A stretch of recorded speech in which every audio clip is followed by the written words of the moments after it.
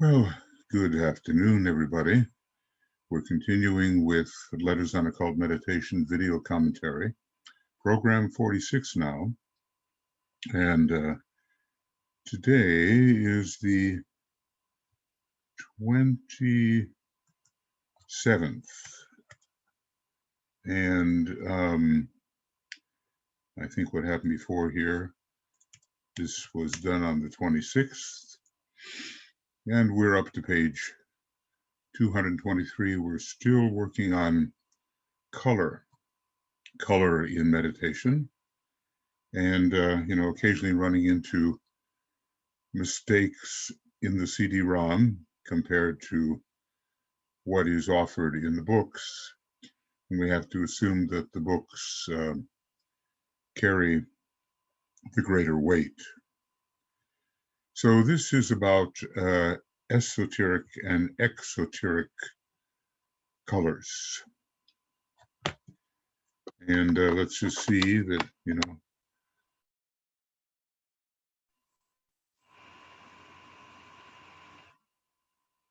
yeah, all right. Hopefully that recorded. Sometimes I forget to plug in the headset, but I do believe, anyway, reviewing program 46 coming today, the 27th of October, 2020. We're working on color and sound, but more, and both of them in meditation. Today, says the Tibetan, our subject is the second one in our letter on the use of color and deals with the law of correspondences and of color blank. Law of correspondences and of color, what? Relationship, coordination, anyway, another lacuna, kind of an ellipse here, where something is said but not published. The esoteric meaning of the exoteric colors is not yet wholly imparted, as I've already told you. And, this is one of the problems when we go to interpret and understand. We understand very little esoterically about the colors. We're told that the only two colors upon which we can rely are green and blue. Green being the synthetic ray of the previous major solar system, and blue, really indigo, being the synthetic ray of our present second major solar system. And then, of course, it really looks like red must be the synthetic ray of the solar system coming, but we have a long ways to go before we reach that point. As a matter of fact, it really depends on whether Blavatsky's chronology is accurate.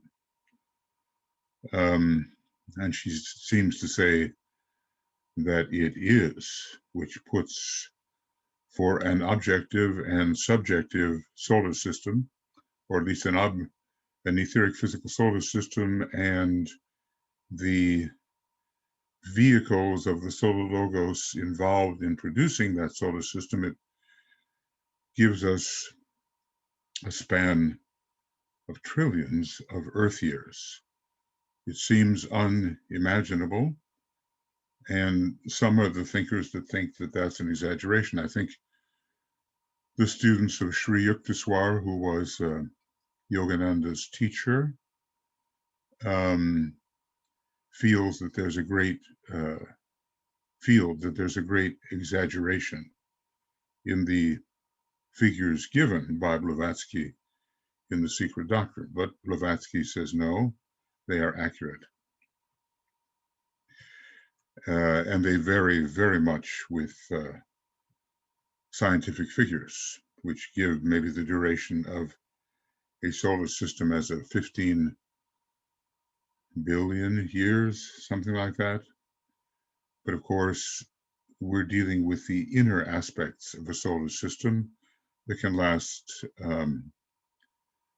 maybe much longer, but it would have to be tremendously longer. The difference between a billion and a trillion are 3 zeros. That indicates a long time. So anyway, the esoteric meaning of the exoteric colors. Now, some of these meanings have been given out by HPB, but their significance has not been sufficiently apprehended.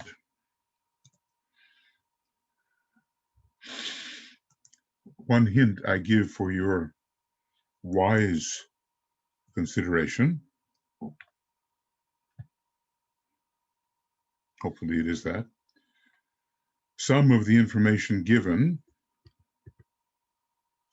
in the Secret Doctrine, Unend Color and Sound, concerns the first solar system, and some concerns a portion of the second solar system. Well, all that has elapsed so far is about half of the second solar system, so necessarily it would have to be only a portion. So, according to the law of mutation, things, colors change, what they intermingle, they blend. They are not necessarily stable. The great stable colors relate to the synthetic ray that covers the entire solar system. Anyway, the first solar system, that's the key. And that's one of the reasons why we have variation when the Tibetan tells us or compiles on page, is it 420? I better just finally get that correct, when he basically says that light blue is the color of the second ray instead of indigo, is it in fact in relation to the first solar system? Well, it's I think what we have here, we're dealing with page 420, and the sixth ray begins there, and 419, and maybe 418. So I'll have to remember that. Second ray, light blue, but that's from the Secret Doctrine. And now, when we think about a lighter blue, we generally think of the sixth ray. So here it is, you see, light blue. Secret Doctrine 3, Volume 3, and that three book series, 3-volume series. And let's see, is there any? I don't think that we'll be able to. Well, that's kind of a light blue. So maybe, not exactly, but kind of a light blue. And, basically what DK is saying is watch for references possibly to the first solar system. I think HPB gave these, and maybe Annie Besant somehow emphasized them. I don't know in what book, but I have that sense.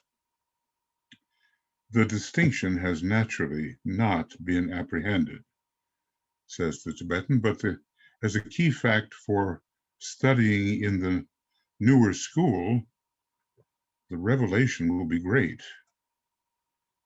Now he's, kind of telling us, thinking way ahead of what telling us about what the curriculum of the new school will be like. In the Moria Federation, we've tried to take some of the curriculum that he anticipates for the new schools, especially the preparatory schools, and offer them as much as may be possible.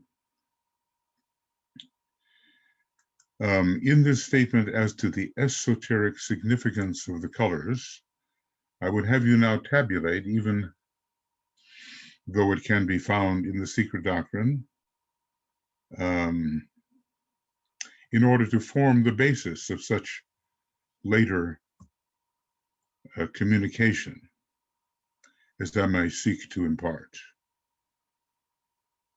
So exoteric and esoteric. Okay, so hereafter lies a tabulation useful for the future study within the new esoteric schools. Exoteric and esoteric. Blue will replace purple. That's not a complementary relationship, but the possible yellow and indigo is a kind of complement, although opposite indigo, we have an orange verging upon yellow, a yellow-orange. Maybe here we can see it, at least in some of these color wheels. Here's the indigo, and here is the yellowing of orange as it moves towards the yellow, which is opposite the violet, the complement of violet. Here, there's not so much distinction made, and opposite a blue, a yellow is found. And this seems to correlate somewhat with what the Tibetan has been saying with yellow as the complement, or at least at some point he says this complement of blue. And here we have the same kind of thing. It's a dark blue, and yellow is the complement.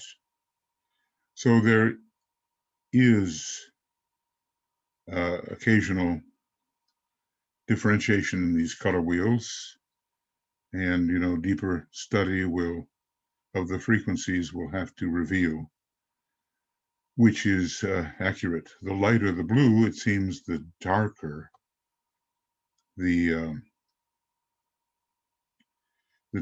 orange opposing it. But when we get into the indigo, in this wheel at least, it's the yellowish orange. He tells us that the true esoteric orange is not really orange. It's has a lot of yellow in it. Well, experimentation will be needed, and exact frequencies, and then some kind of matchup, which is looked at in terms of the intuition. When it comes to yellow and indigo, this is stated by the Tibetan at one point, usually a yellowish orange.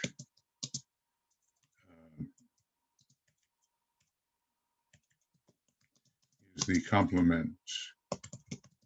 complementary color of indigo. So here we have ray 4 and ray 2 together.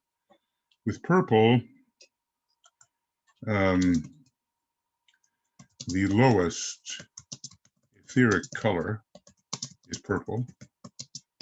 And here we have a dense ray 7 and either an ray 6 as indigo, no, as blue, or its complement as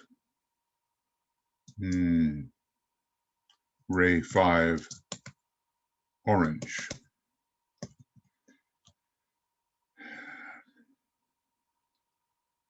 Somewhere we've just read it, I'd have to go hunting, but DK does say indigo and yellow oppose. And we can say we are dealing with the monadic plane and the Buddhic plane. Yellow for the Buddhic plane and indigo for the monadic plane.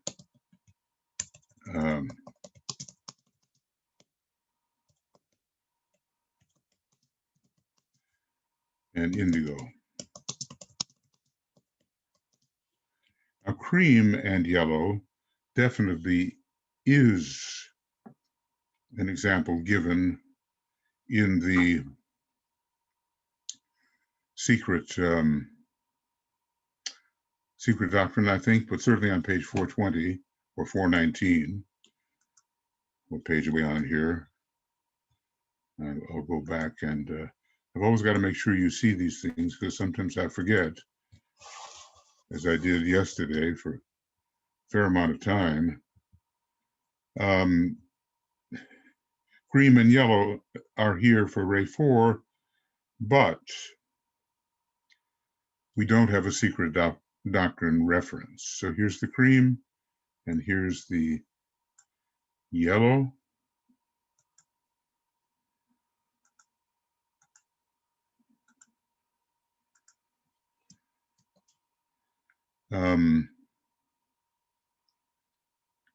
All right. Part of this is just me making sure that you see.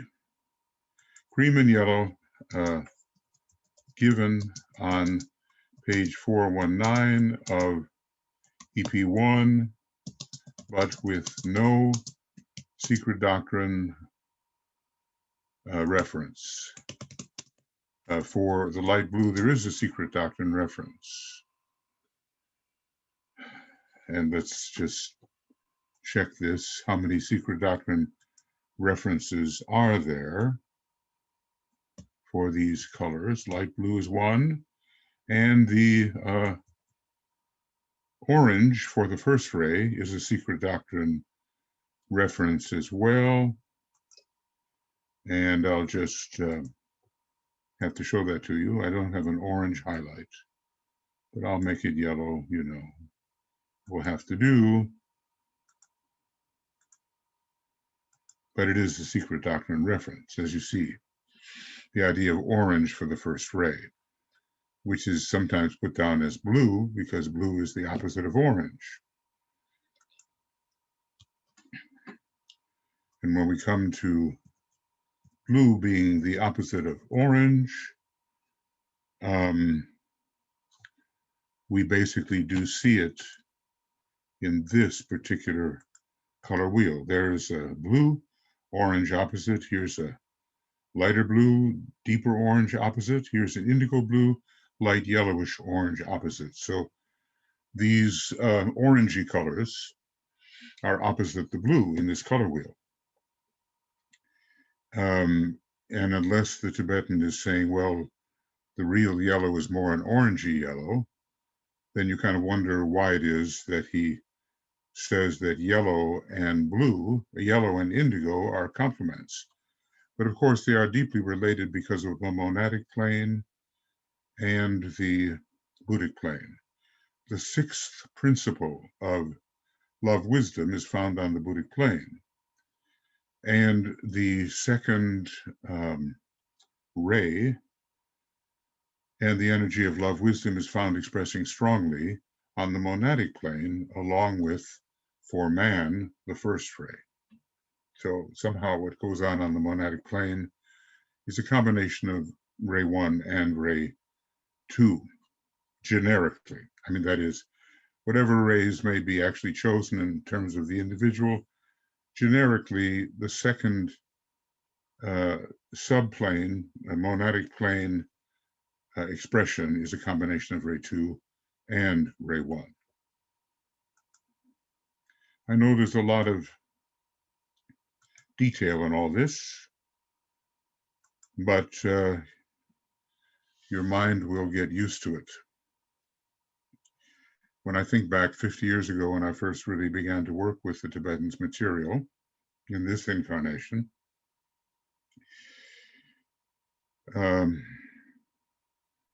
I don't think I could quite fathom in any kind of order the detail,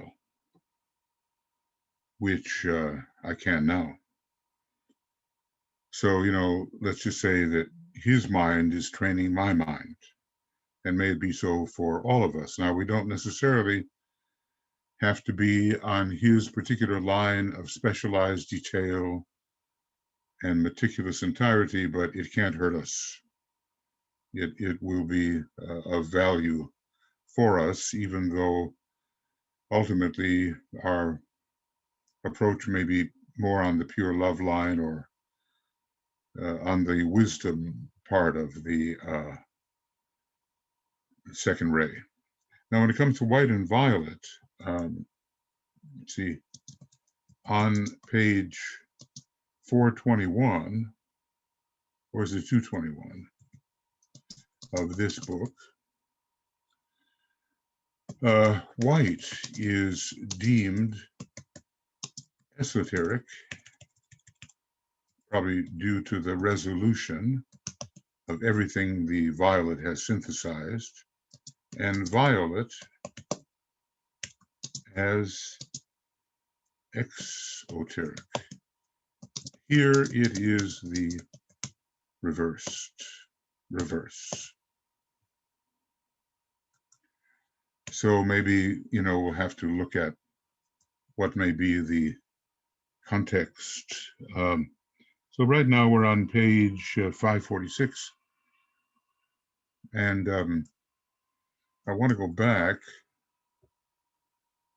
and to page 221, and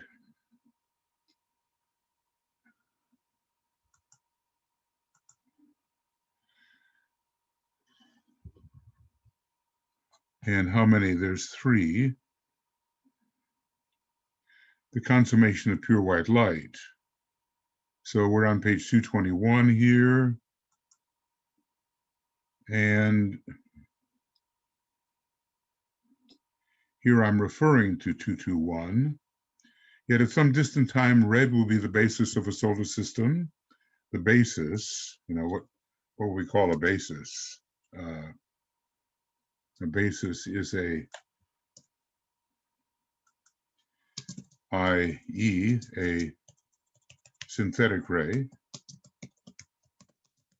of the next solar system.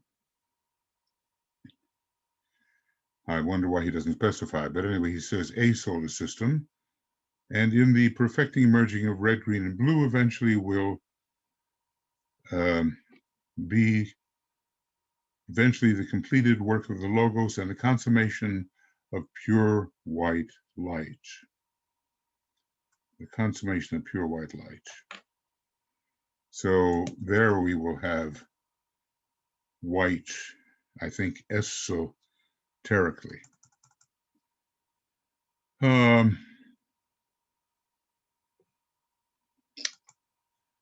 And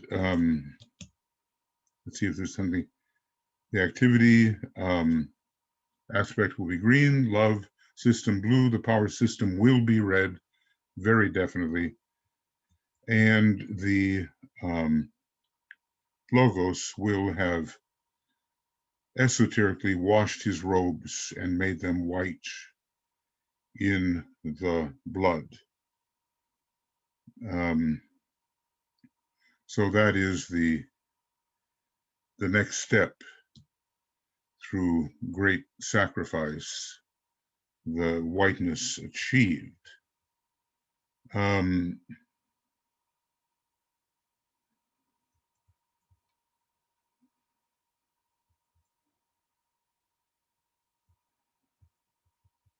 what I want to, here it is. How big do I have to make it to see it? Esoterically violet is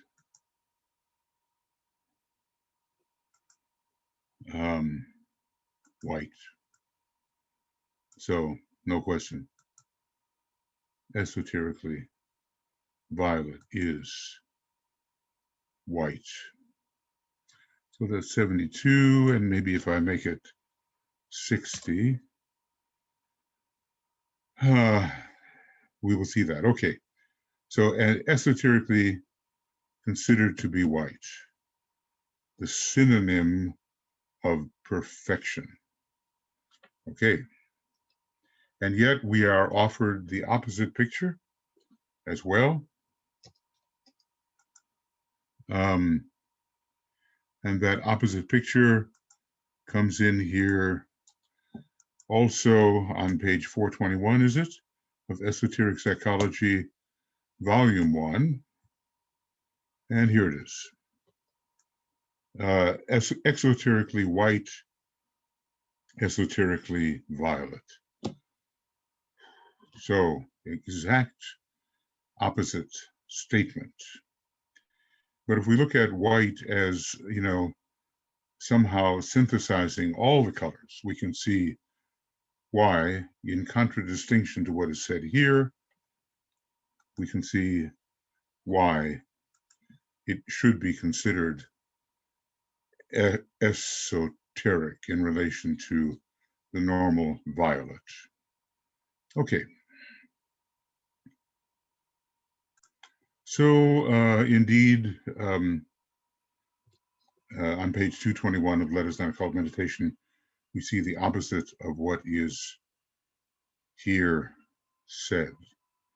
And we have to find from what point of view both are justified, because while there may occasionally be mistakes, this seems like no mistake. This seems like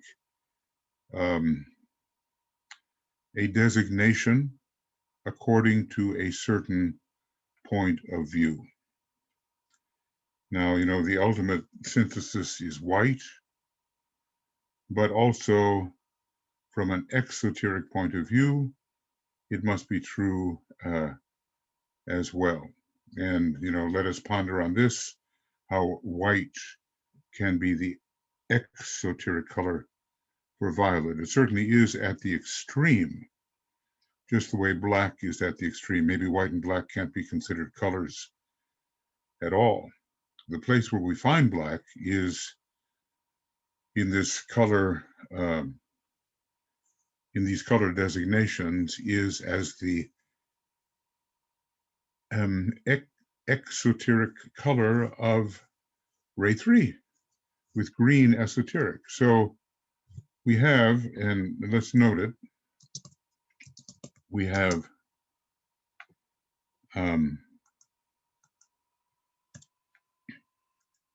black as the exoteric color of ray 3 and white as the esoteric color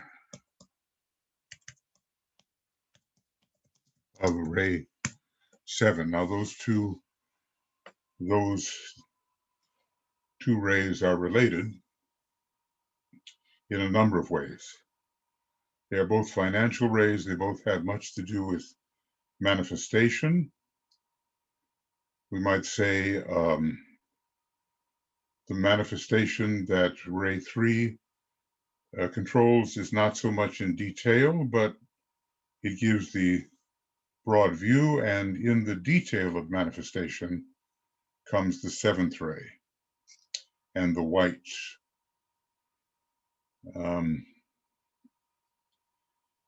The black is interesting there because our biggest trouble right now is with the lack of alignment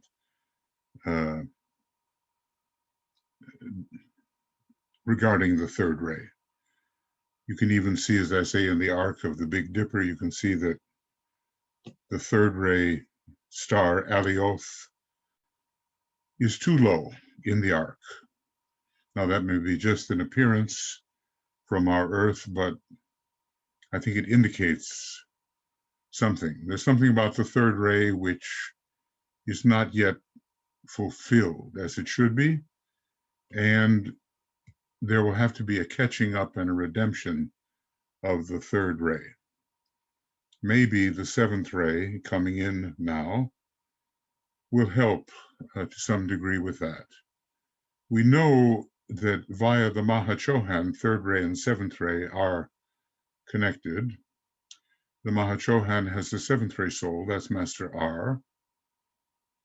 And since he is the Mahachohan, he has a third ray monad because he's in charge of the developments of civilization and the Lord of civilization. He's always working on the third ray. So 3 and 7 are related. And as I've said before, he has taken a number of his second and third degree initiates with him onto the third ray from the seventh ray, where they worked with him. Well, I don't think we're going to be able to solve, at this time anyway, the white and violet reversal. But they are both synthetic in a sense. And violet is a synthetic ray, or the color violet indicates the seventh ray, which is synthetic, but in detail. And usually white will bring about some kind of elimination of all the colors into the purity of that which is broken up into the spectrum, in the purity of light that is broken up into the spectrum. But the exoteric nature of white has to be discerned. I don't think I can do that right now. Maybe you can. We can ponder it. All right. Now, I would have you now tabulate, even though it can be found in the secret doctrine, and in order to form the basis of later communications. And maybe he is saying, we can say, is DK saying that all these exoteric colors are derived from the secret doctrine and relate to the previous major solar system? Well,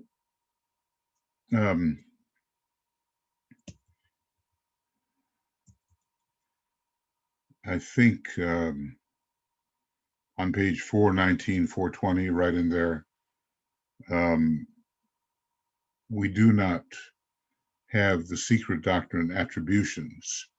Only the light blue and the orange are attributed to the secret doctrine, both of them, well, the orange as an exoteric color for ray 1 and the light blue as an esoteric color. Can it mean that there was not so much second ray in the previous solar system, but there certainly was the sixth ray, that there was not so much red in the previous solar system? It's just making its way into our solar system now, and is probably fairly repulsed by the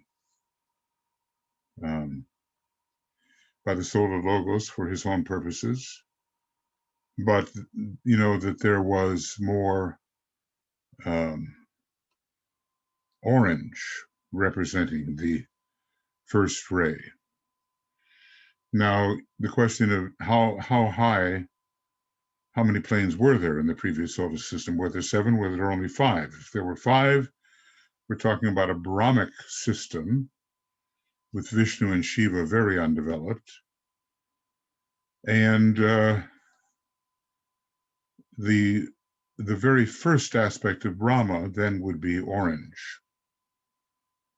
Well, after a while, you know, these different colors begin to merge and blend in one's own consciousness, and certain possibilities begin to occur to us. Same way with the harmonics of music. And before you know it, you know, the intricacy that the fourth ray can bring us in terms of mathematical exactitude begins to shine forth in our consciousness. So DK goes on and says, only 4 as yet can be communicated.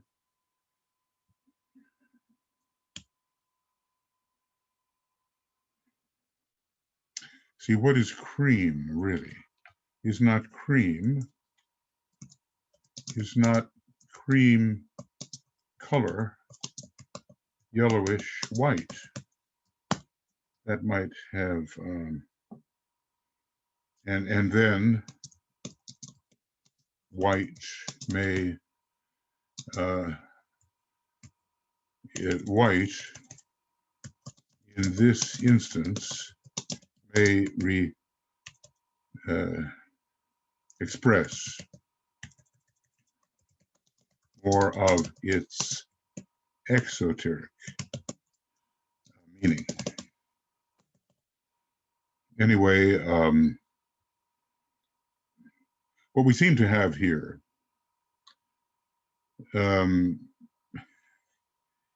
is a representation of ray 7, ray 6 under blue, perhaps, ray 5 or ray 4 under yellow. I think it's ray 4, but yellow also can be exoterically ray 5. It has so much to do with the brain and the kind of intelligence that hovers around the brain, and the auric pictures provided by Leadbeater show a lot of yellow in the region of the head. But anyway, what rays are indicated here? The rays here indicated are ray 2, indigo, ray, what's the next one? Okay, the very first one was ray, let's say, ray 6, blue, ray 2, indigo, ray 4, yellow. I guess I'm looking at now esoteric colors, and ray 7, violet. Now,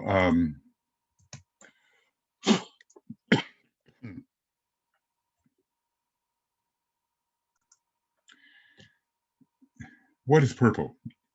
Purple, you know, has, it's an admixture. I guess if you add red to blue, you're going to get purple. It seems to be a transitional color into red. It's deeper in hue than violet is, and it's definitely an exoteric color in this regard. It also represents the color of the lowest subplane. Oh, look at that. I see a deer right outside the window. Kind of a young deer. Oh, that's nice to see. Maybe while talking of purple and transition, the deer appears. When different animals appear, they mean different things. And there have been eagles now and then that have shown up. It's quite different from a deer. There's a gentler vibration with this deer. He's looking at some of these leaves, tasty items in a little greenhouse. Let's see what happens. Alrighty. So only 4 of these esoteric combinations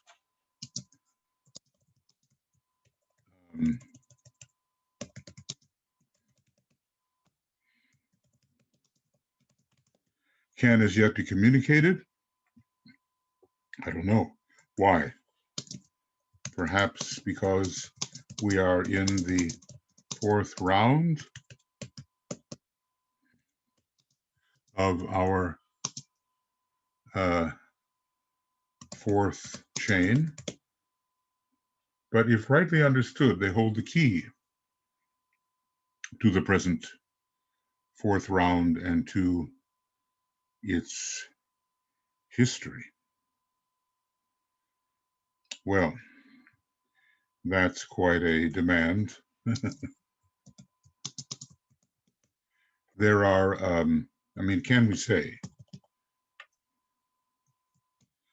can we say historically that 4 globes have been involved in the 4th round so far, and will it make sense to assign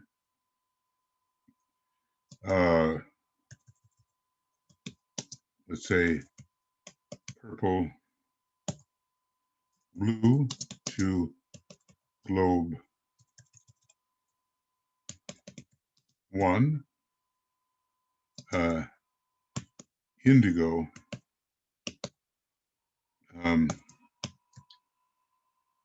is it indigo and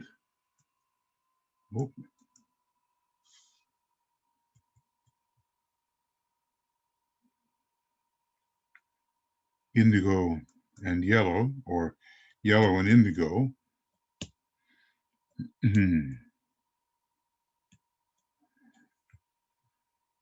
Okay, purple, blue, and here we go with yellow and indigo to globe 2.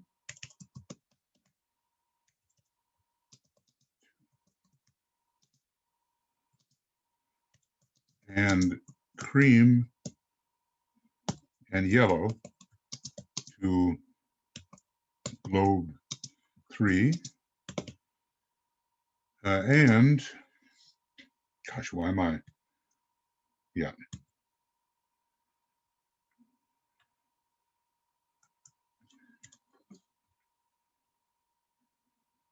White and violet to globe 4. Will this make sense? Because he's talking about history, and we have not yet, in the 4th round, had the activation of globes 5, 6, 7. I mean, they're always, I think,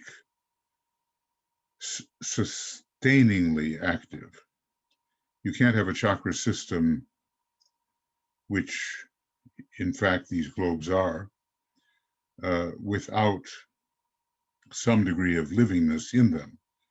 But they're not necessarily yet the scene of focus of such a being as Sanat Kumara or whatever emanation of the planetary logos.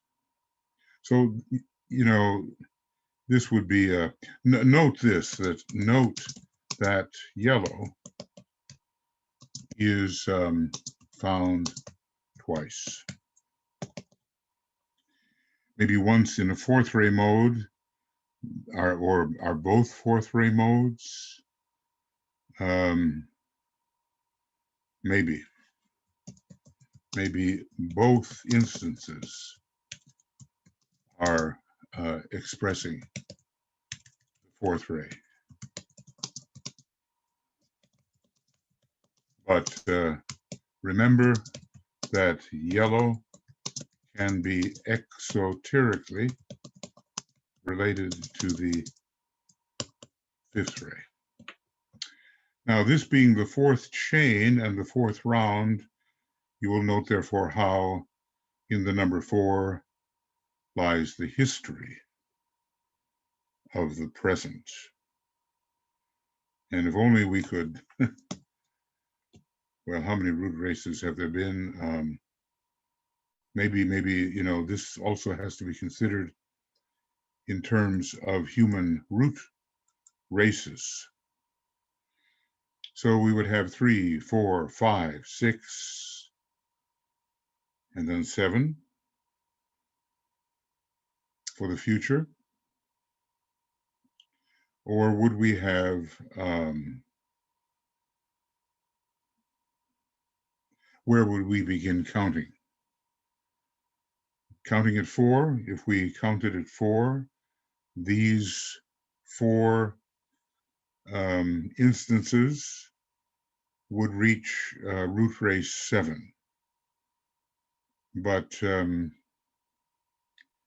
I think it's too opaque, at least for me, to penetrate at this moment. But, I hold these things in the back of my mind, and maybe you will too. And there goes that little deer running around in the backyard.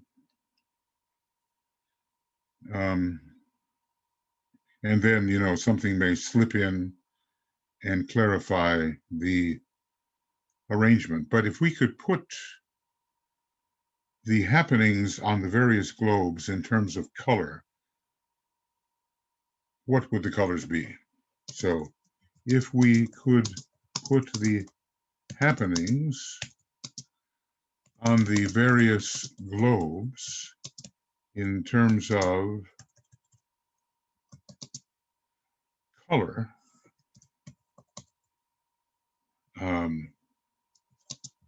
what would be the relationship? And how extensive would be the happenings?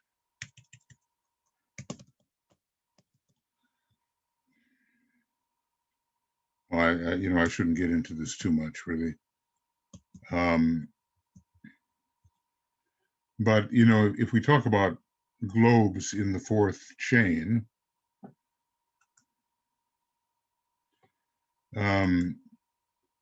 we do have the second globe has some second ray indicating colors, indigo. The third globe could have yellow, because in a way it's also the fifth globe, counting in the reverse direction. Is that so? 7, 6, 5, 4, 3. Yeah, it's the fifth globe. If we go in clockwise order. And when it comes to the fourth globe, it's the lowest of the globes, and violet in a way is the lowest of the colors. And there's some kind of synthesis that's operating through that number 4. What I say, speculation can lead to various places. What is our globe in that fourth chain? What does it stand for? Is it the base of the spine? If it is the base of the spine, just the way Earth scheme is the base of the spine in our solar system, then violet in relation to the base chakra, the seventh chakra down, would make sense. But, obviously I'm looking for connections. And there's just no certainty here, for me anyway. But maybe, one day we'll be able to come up with something more certain. Only four as yet can be communicated, but if rightly understood, they hold the key to the present fourth round and to its history. So far, we only have happenings in this fourth round in relation to four of the globes. And then we have to determine, what types of happenings are we talking about? Okay. So here we go. Now, all of this may be a little obscure, and probably the obscurity of my mind in trying to fathom what is being said is hinting, but not necessarily helping a great deal.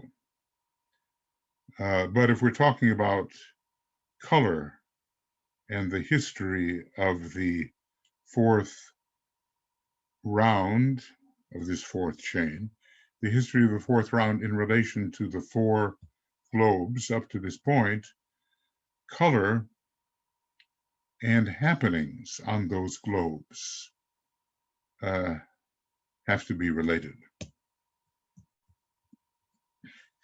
The history of the present. Especially, says the Tibetan, would I urge you, who are the teachers and students of the coming generation, to ponder upon the significance of white being esoterically violet. It has special application now in the coming in of the violet ray, the seventh ray, being one of the three major rays in this round. It wields power in ratio to the four, on the four and under the four. Well, I think we have a very occult statement going on here. And, I'm just aware that we have to find ways to interpret these things eventually. Right now, I wonder if I can find something in Cosmic Fire that I'm looking for. Let me see. Well, I was lucky, because on Treatise in Cosmic Fire, page 600, we have this tabulation, which is difficult, but it seems to correlate with what is being said, that the following may be of interest. Page 600. So it holds information for the present time, but I guess according to the law of mutation, is subject to change in circulation. So look at the major rays, 1, 2, and 7. And converging on the fifth, I suppose, because this is still the fifth root race, and Aquarius brings in principally the fifth ray. It will be at the highest point of the triangle before long. The 7 principles, 3 major, monad, ego, and personality, synthesizing at various stages for subsidiary.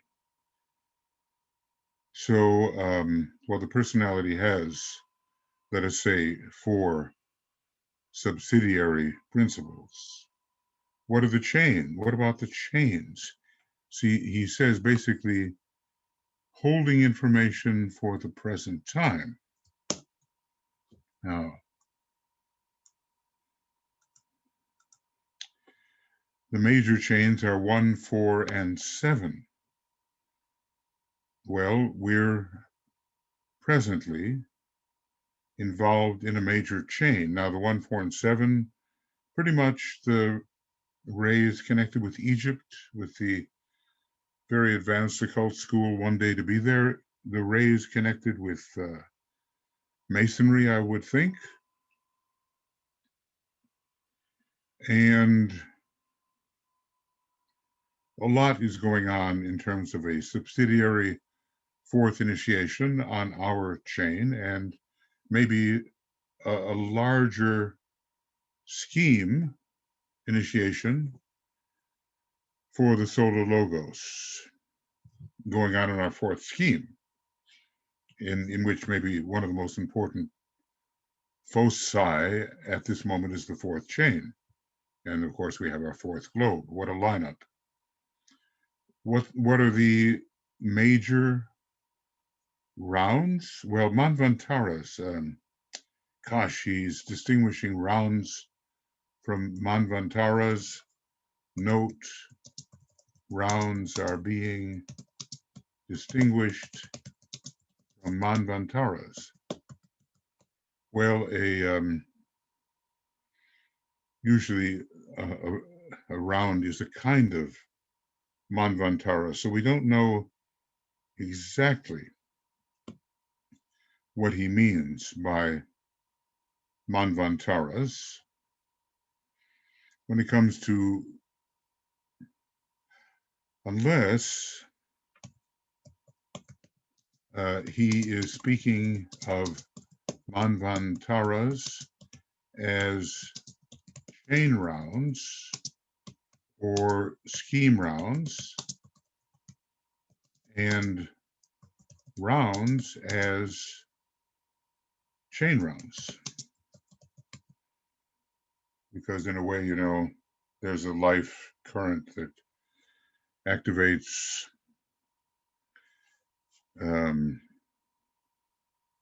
chain after chain after chain, just like in our fourth chain, there's a life current that activates globe after globe after globe. So which is which?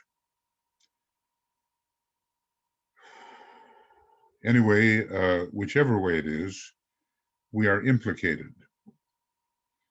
Because, you know, even if it's, if a Manvantara here, it's kind of a general term, meaning a certain duration of time, of cyclic time. If the Manvantara is a scheme round, well, then we're in the middle of one. And if the Manvantara is a chain round, we're in the middle of one. And when it comes to rounds, we're definitely in the middle of a fourth round. Later, the fifth round of our Earth scheme will contain the Judgment Day, I think, and the seventh round, some kind of consummation. The root races, it's got to be in our fourth chain and globe. Root races 3, 5, and 7 are considered major. So we are leaving root race 5 now, preparing for root race 6, which is apparently not major, but we are involved in a fifth root race still for a while. And we're in, like in Europe here and in certain places of the globe, a fifth subrace of the fifth root race. And we're heading into a sixth subrace of our fifth root race. Now, when we head into the sixth root race, whose duration will be some maybe 10 million years, somewhere I ran into that. It's an intuitive root race, but not considered, for some reason, major.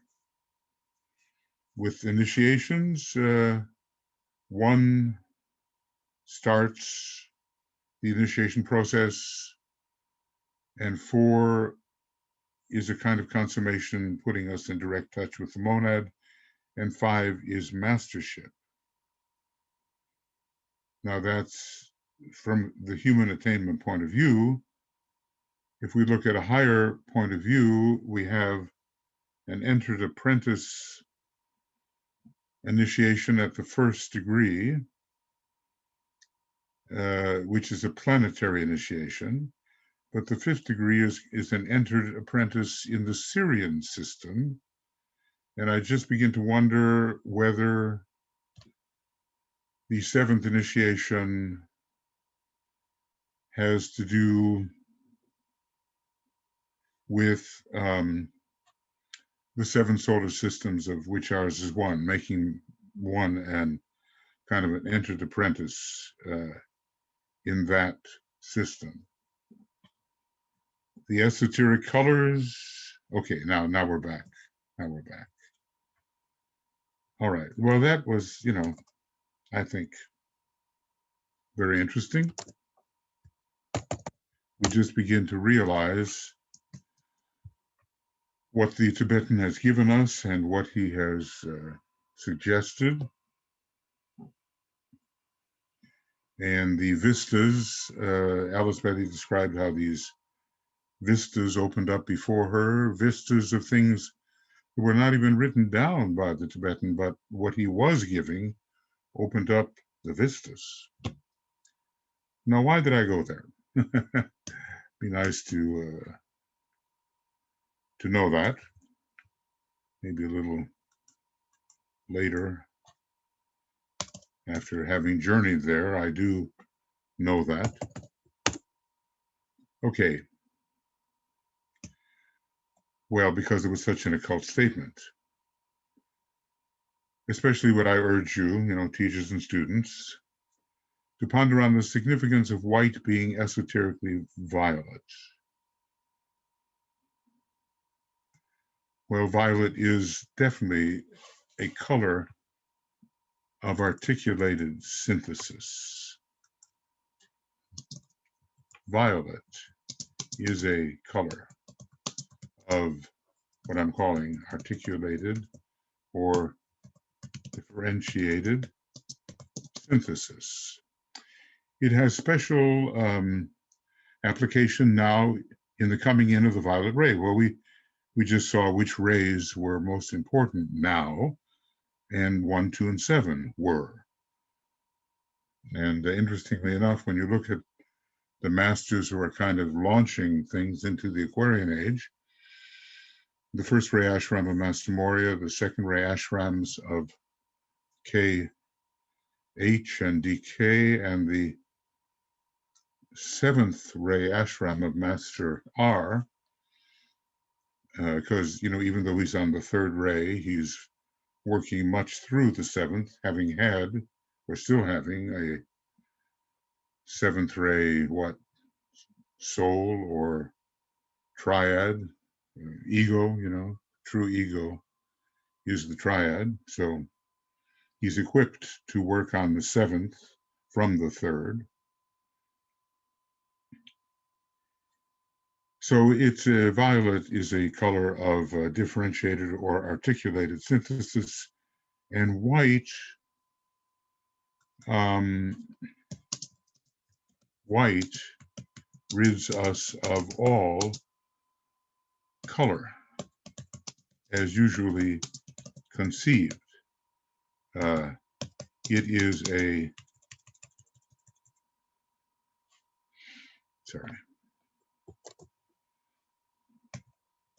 white is a synthesis also, but non-articulated, non-differentiated. So anyway, this consideration of white and violet has special application with the coming in of the violet ray, which will, let's just say, will bring an appreciation for what synthesis really is. Too many P's in appreciation. The seventh ray being one of the three major rays in this round. So, you know, that takes us back to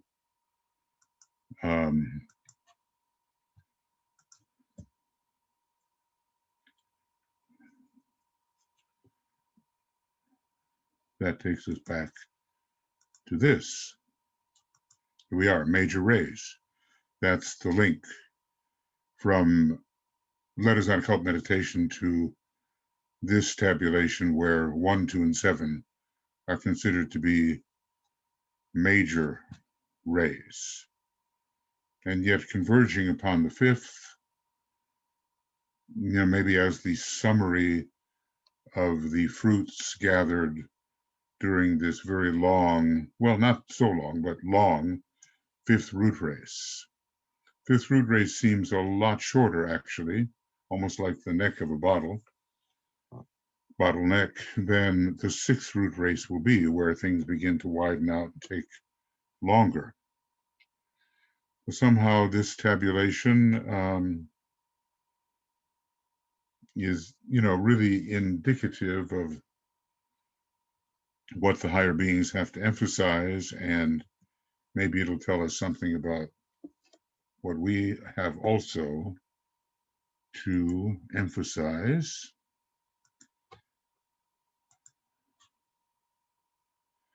Right. So, yes, it is of interest, definitely. Treatise on Cosmic Fire. I guess I try to memorize a few really significant pages that have information that has to be put together in relationship. The only confusion in my mind right now is the distinction between manvantaras and rounds.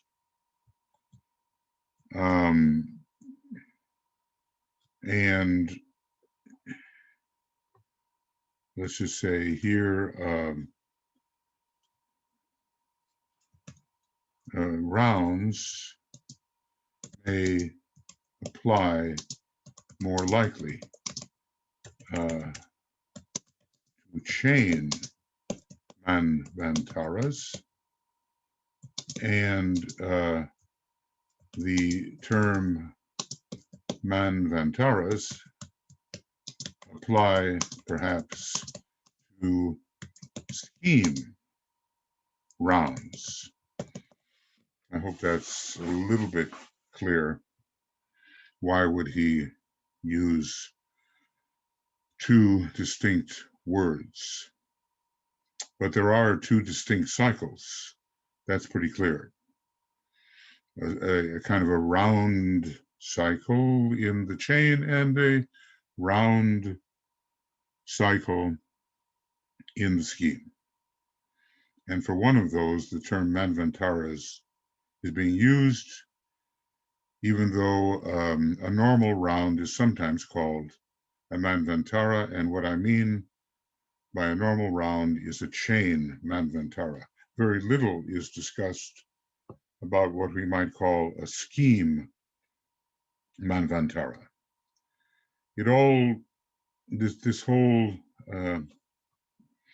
point of view arises because we can't do everything all at once. Growth is a cyclic matter, and the different parts of the system, whether of the chain system or the scheme system, our planetary scheme, are laid out in some kind of sequence, although it might not be a sequence that's just 1, 2, 3, 4, 5, you know, just the way our chakric development is not necessarily laid out in that way, you know, utterly rigid sequence. Maybe not. Okay, the esoteric colors of the exoteric red, green, and orange may not yet be imparted to the general public. Those students and accepted chelas whose discrimination can be trusted can attain the necessary knowledge with effort.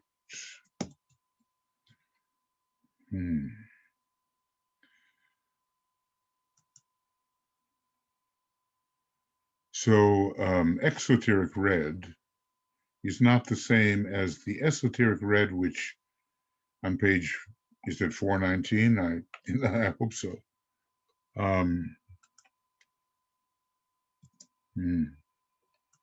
Here it is. Going, or is it 418? This esoteric red is 418. It relates to the first ray, esoteric red. But down here, although it's not given, there is an exoteric, well, here it is, exoteric Martian red. Definitely. There it is. Oh, but maybe you don't see yet because I haven't done it correctly.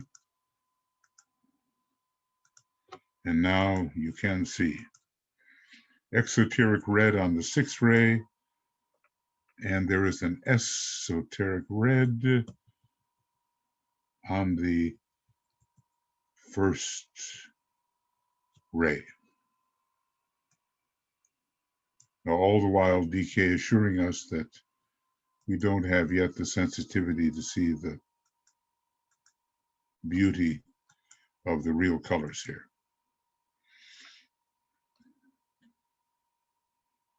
So, esoterically, he does give us, for the 6th ray, a silvery rose, you know, definitely. So let's just see, going back to, oops, sorry. All right. The esoteric colors of the exoteric red, and, you know, I just want to kind of ask, can it be silvery rose?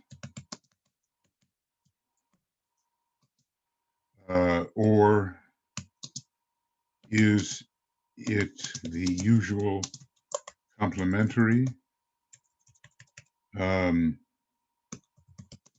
of red, namely green? But, you know, he does give us exoteric red, and later, when these other books were written, he gives us silvery rose as the esoteric color. He doesn't mention blue, but blue is definitely a 6th ray color, as when he describes the passing out of the 6th ray in terms of the coloring of flowers. When it comes to, this is exoteric green, apparently. Now, usually green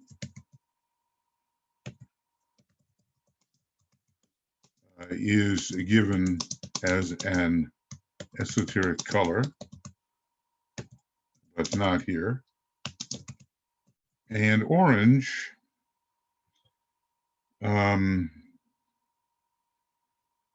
I do believe, you know,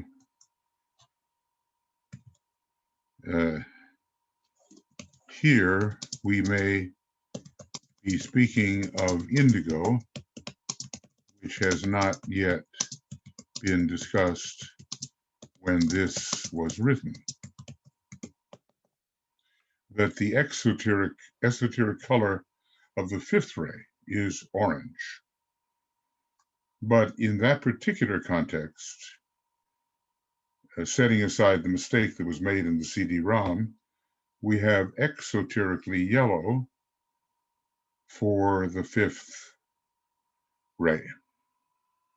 but we also know that an exoteric orange will exist in relation to the fifth ray. Now, when it comes to the opposites of green, we can ask, what is exoteric green? And to what does it apply? And usually, complement of green is red. But this would not fit with the fact that green is connected with the third ray, and red is not.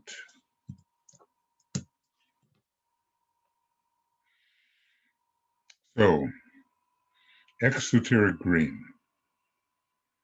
See, what we usually have is exoteric black connected with esoteric green.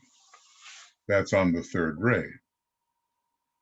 And we don't have green associated really with any other ray, maybe a bit with the solar plexus. The term would be admixture. And so I'm going to use that word. Please move this window away. Admixture. Well, green admixture, let's see. Yes, so now take a look here. Green is associated with the third ray, but not with the colors of the throat chakra, but with the third ray, which pours through the throat chakra. But here we have in Letters on Occult Meditation, earlier on, that the solar plexus is basically of a color rosy with an admixture of green. So there the green comes a little bit into connection with the solar plexus, sixth ray center. But all we have been given regarding the sixth ray color is that rosy, color rosy, is esoteric. But rosy is not the admixture, is not the opposite of green. Let us, however, well, you know,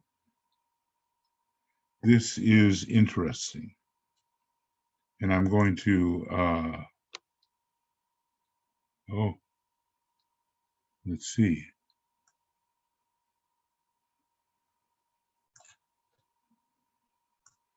So in this one color wheel, and you know, there are differences in all these color wheels, probably because the esoteric key is not understood by those who are making the color wheel. But take a look. The closest thing we have to rose does have a green opposition. The complement appears to be green. This is an unusual color wheel because the complement of blue is not orange, but yellow, the complement of indigo. So this particular color wheel is closest to what DK seems to be saying. And I'm going to do my best to I guess once you get into this subject, it really is amazingly deep. Okay, now, right. So here is one of the color wheels we've been using. Note how the green and rose do oppose. And the indigo, the closest thing to indigo there, is opposed by yellow. Is there a more esoteric formulation here? What am I missing? The usual red and green opposition seems to be kind of a light or blue-green. The orange comes in against blue. So is this really a legitimate color wheel? Well, some greater degree of research would be needed, but it seems to have some, the above color wheel seems to have some esoteric designations. Why? At least yellow opposite indigo, as DK says, and rose and some shade of green, which gives you kind of the solar plexus of things. All right. Well, I would just say, let's research this and see which ones of these color wheels are most legitimate. This one certainly has some of the, because take a look here, it's quite different in some of these others. Here we do have the red and the green and the kind of purplish and yellow, and just above something different. Well, maybe I don't know how to operate these color wheels as I should. And maybe that's the problem. But this one is definitely different from quite a few of them that we appear to have here, which carry the more conventional relationships.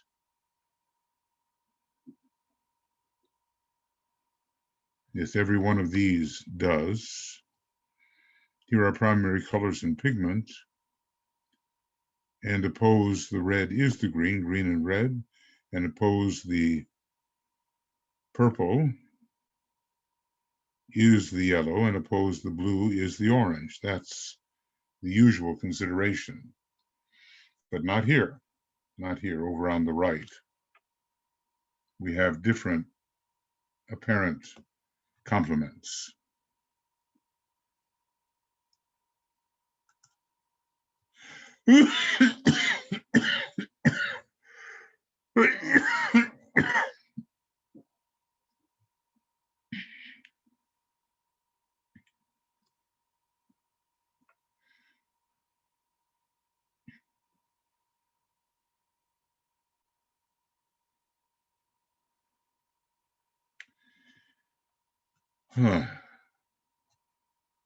Sorry, a little coughing there. Okay, now let's see where we are.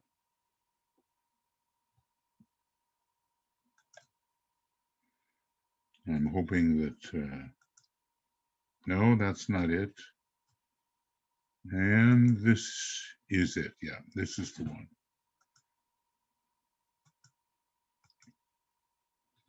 All right. So the above color wheel seems to have some esoteric designations.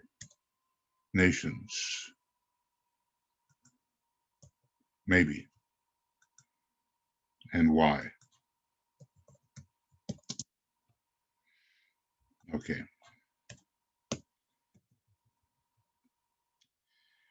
Now DK goes on. And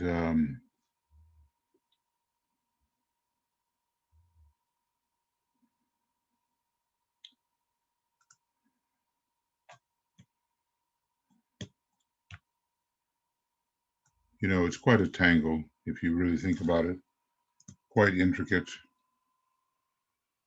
Anyway, the opposites may not be imparted. The question is here, does orange opposes indigo, but also blue.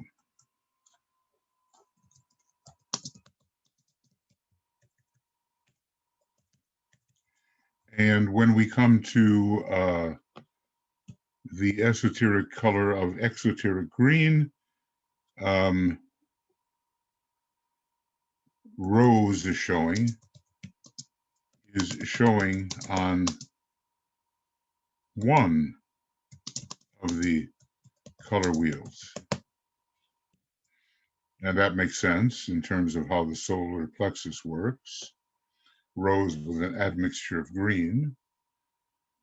And when it comes to green per se, let's see here, on this particular color wheel, we have opposition of rose, but opposition also of some transitional color between rose and this darker blue. So apparently, you know, these are considered to be complements, but not the usual complements. I don't think there's a way that we're going to untangle this particularly much blinded subject. However, I do think that we are being alerted as to where the blinds may occur. And then we can ponder on them.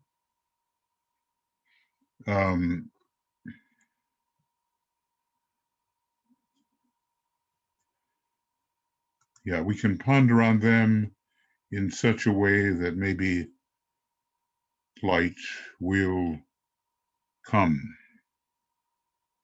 And here, you know, oh goodness, we have some extraordinary colors. I'm going to copy this image and put it down here.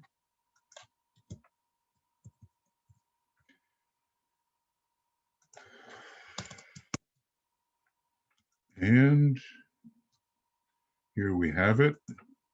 And I'll enlarge this image. This is an image which is quite basic and to which we might refer usually.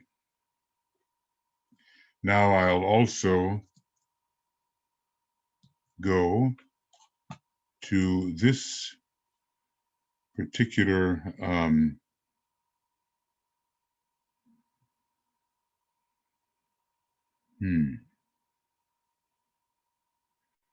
I'll go to this image, and you'll see it in a minute.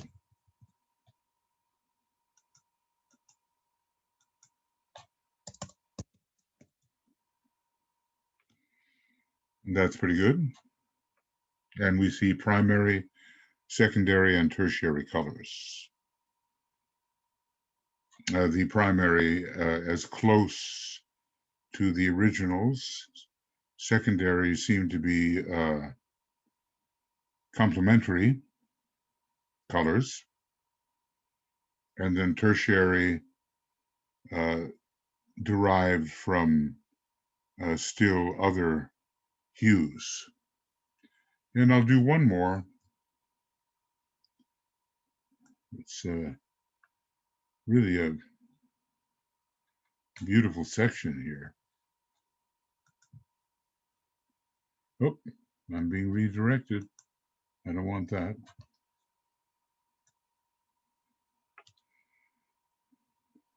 And here's something that really is a deep image. I won't keep going back to where I got them from, you know, I'll just show this. And there we have, I think, something, you know, much more complex and maybe more vibratorily indicative. And maybe there's greater accuracy in this one, though it's a bit hard to see. That seems to be a problem.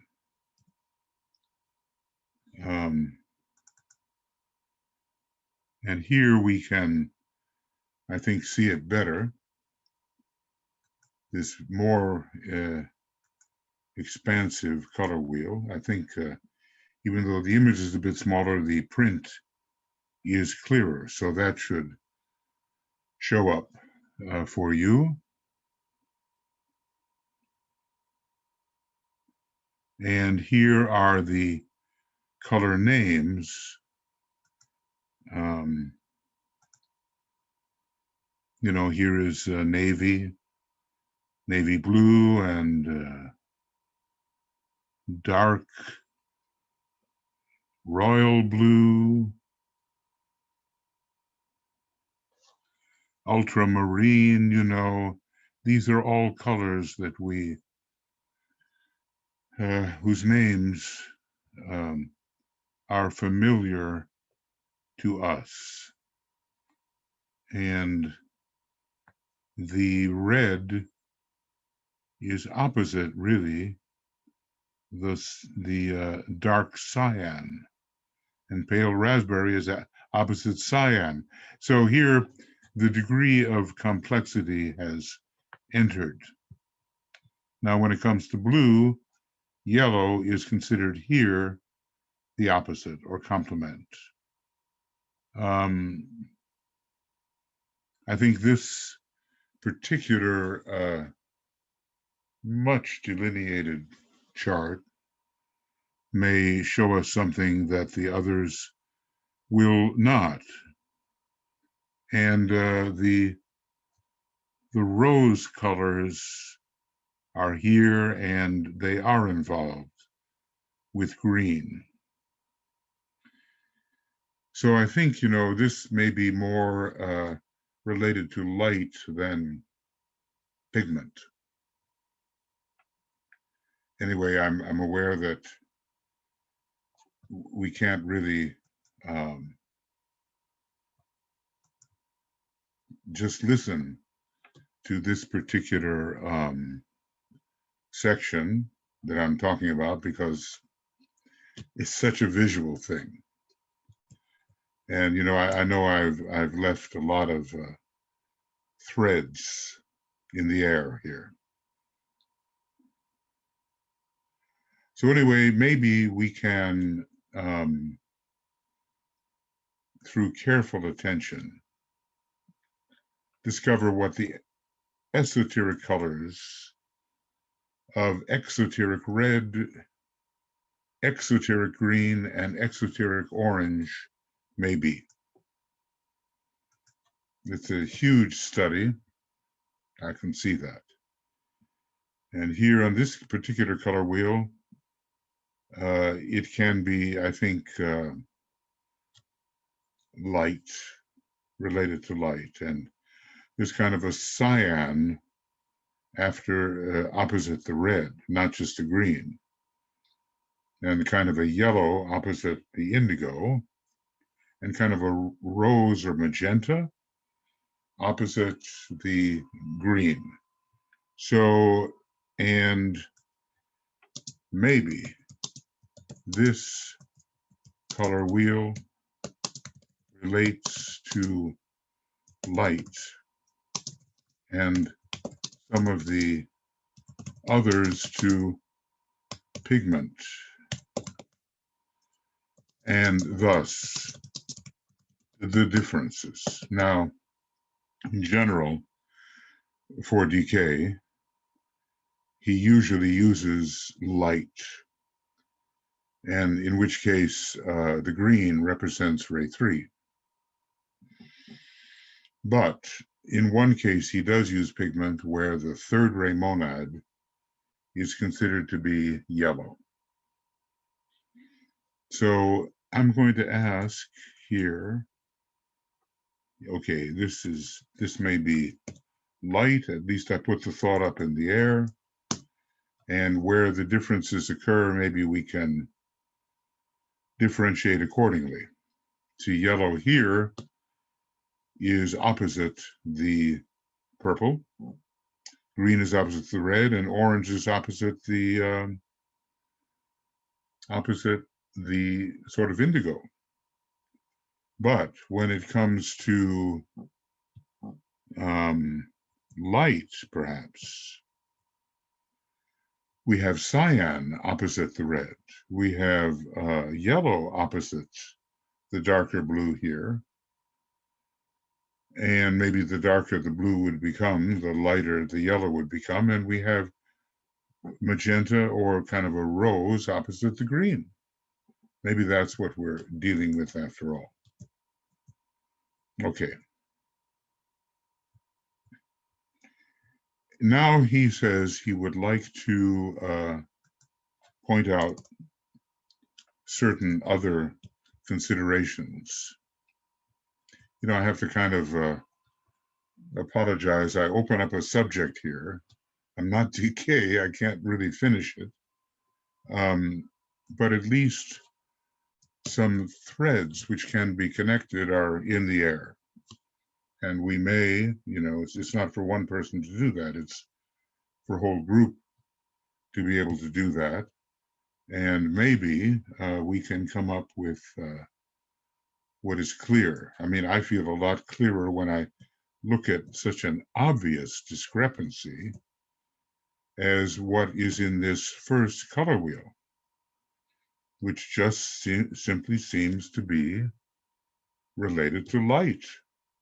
And when DK tells us that yellow is the opposite of indigo, or the complement of indigo, he must be dealing with light. Now, what I'd like to do, I don't know if I can, yellow and indigo. Is there anything there? No. So I would have to go to the Letters on Occult Meditation, and I would have to put in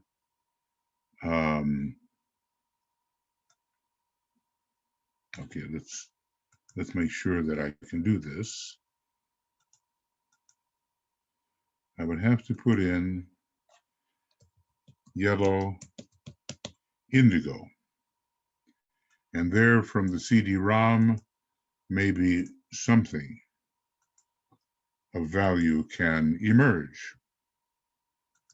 So yellow being the complement of indigo, and also the color of Buddhi, and on the direct line of the, well, there it is, page 208. So there it is. So let's just say, note in the above color wheel that yellow is considered by DK to be the complement of indigo. And then here it is,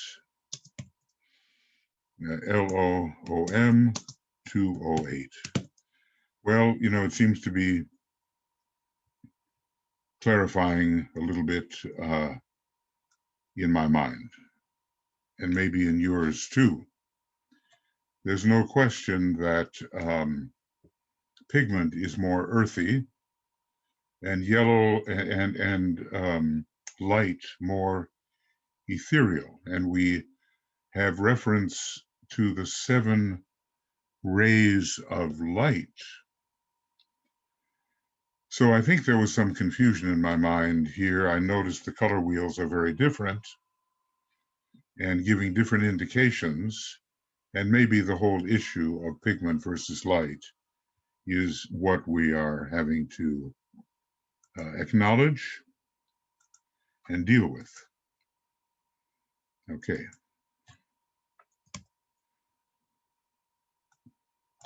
You just begin to get an idea of how extraordinarily vast and deep is the ageless wisdom, and that we really are beginners in this.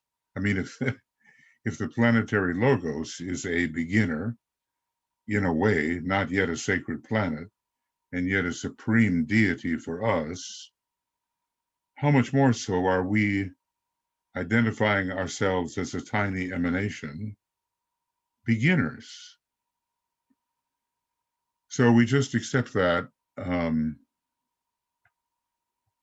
We just accept that in a humble attitude.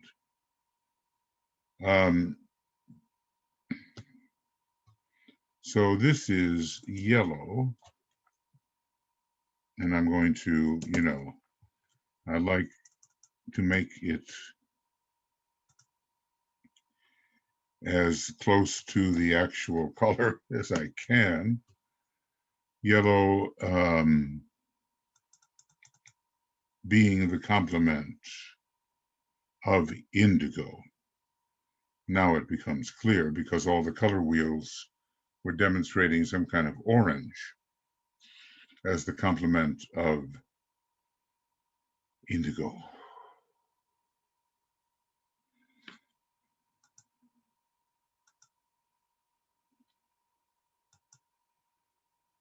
And here we have it. Okay. Now moving right along, DK says, so let's just say, this is continuing now. I would here like to point out certain other considerations which can be best dealt with by a brief consideration of the law of analogy and correspondence. We might therefore consider the following points.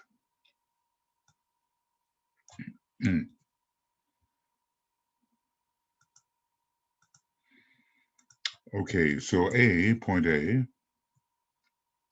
wherein the microcosm and macrocosm correspond, which is not always under all circumstances, the basic correspondences and color in the microcosm and macrocosm. He's already told us that we do not detect these beautiful, subtle shades,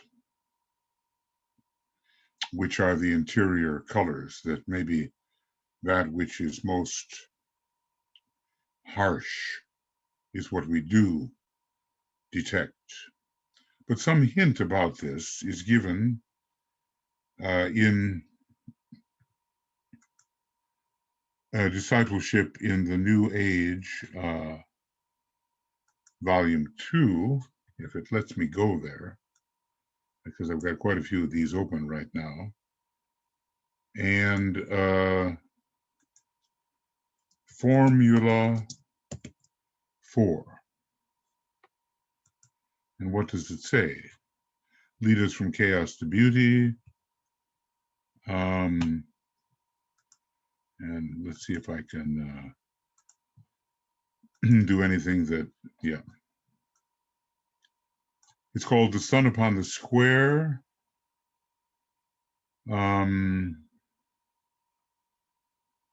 It's related to karma. And let's see if there's anything. Deals with the life aspect and concerns the circulation of energy and therefore the mode of the creative process. So let's see.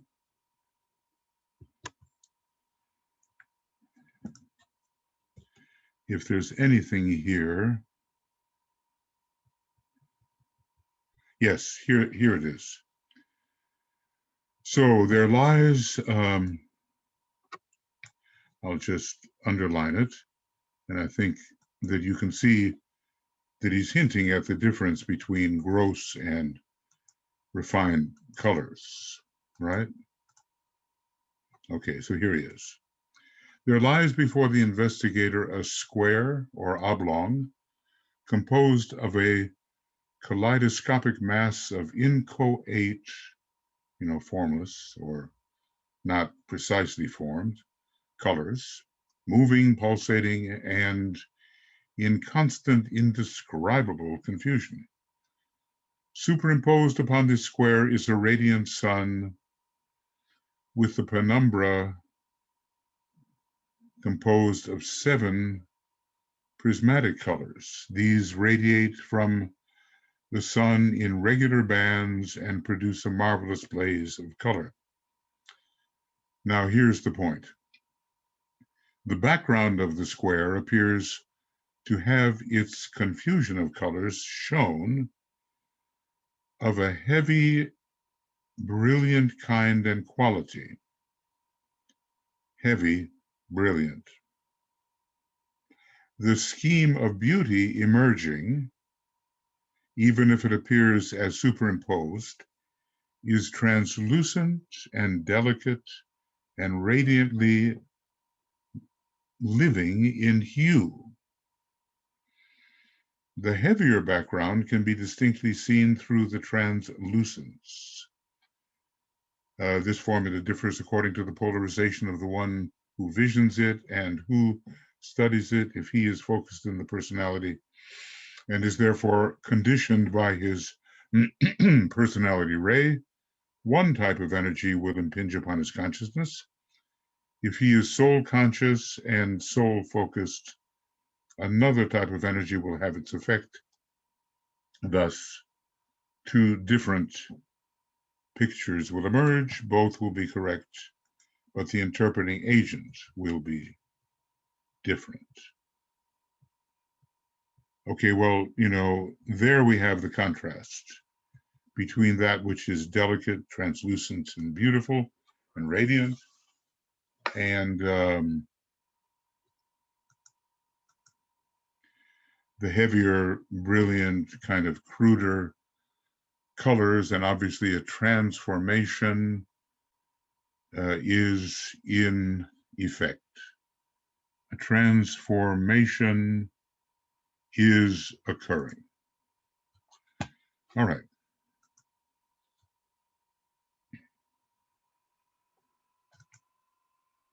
And I'm hoping that I can get back to where I belong. Yeah. Okay, so what are we looking at right now? We're briefly considering the following points, certain other considerations, wherein the microcosm and macrocosm correspond, what are the basic correspondences, and color in its microcosmic, in the microcosm and the macrocosm.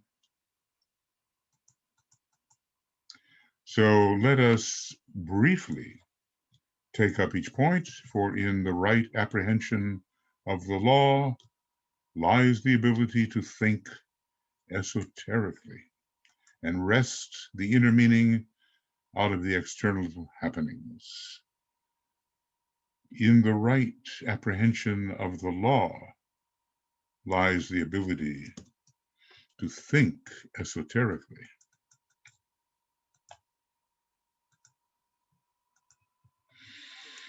And then we go into this new section. which I hope, we'll still be able to do today, and maybe I'll just continue this program.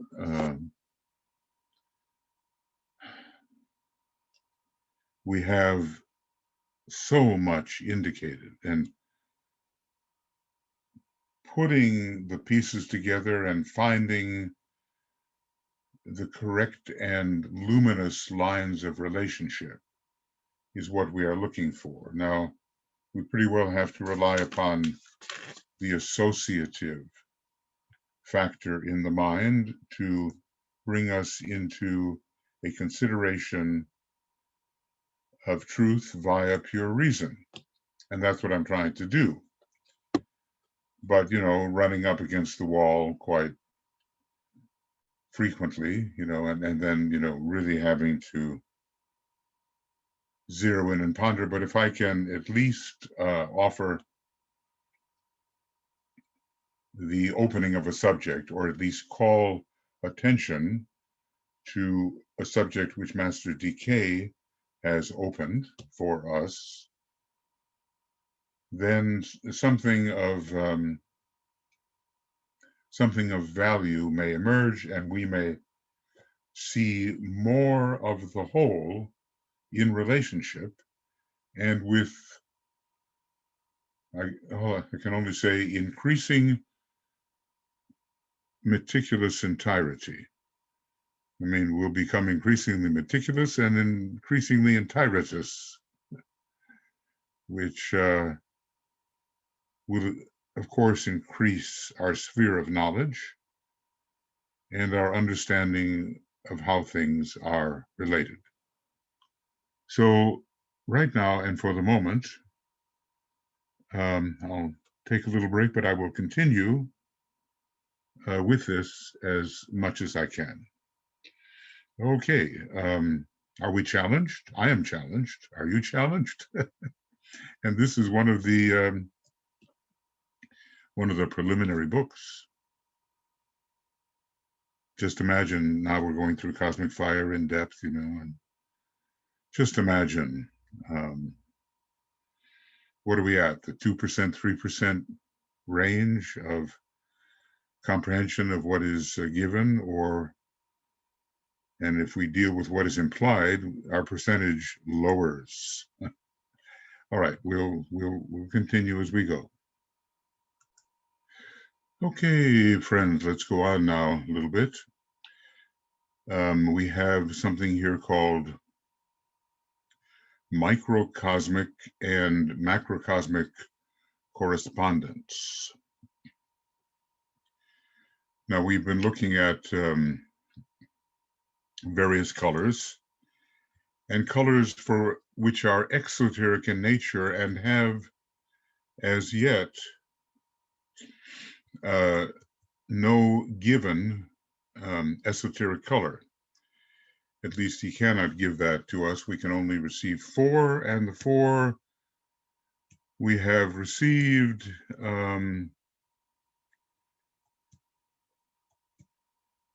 let's see if I can find this, are here: purple and blue, yellow and indigo, cream and yellow, and white and violet. And in the left-hand column, we have the exoteric colors. In the right-hand column, the esoteric colors. But still, we're not allowed so far to go more deeply into it and discover the colors which have yet to be revealed to us. So here's, a green. I'm going to just put that in. What is, if we have an exoteric green, what is the esoteric color? If we have an exoteric orange, and the only way I can portray that is follows. What is the esoteric color? And exoteric red associated with Mars and the sixth ray. What are those esoteric colors? Okay. But now we're going into something else, and it's outlined here, wherein the microcosm and macrocosm correspond. What are the basic correspondences? Color in the microcosm and in the macrocosm. So here is the chapter, or at least the section. The relationship between the microcosm and the macrocosm is accurate and exists not only broadly, but likewise in detail. This is a fact to be grasped and worked out. When we're dealing with the holographic principle, sometimes, well, very often principally, the reflection in a smaller unit of a greater source is less detailed, or at least seems to be more blurred, we might say, less defined, articulated, differentiated, but apparently accurate as far as it goes. As knowledge increases and progress is made, and as the ability to meditate results in the faculty of transmitting from the higher triad to the personality via the causal, then these facts will be ever more clearly demonstrated in detail, and perfect comprehension will ensue, such as we may assume is possessed by Master Decay. Perfect comprehension.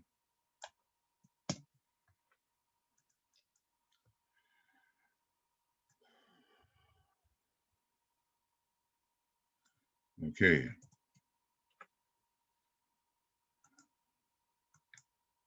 As above, so below.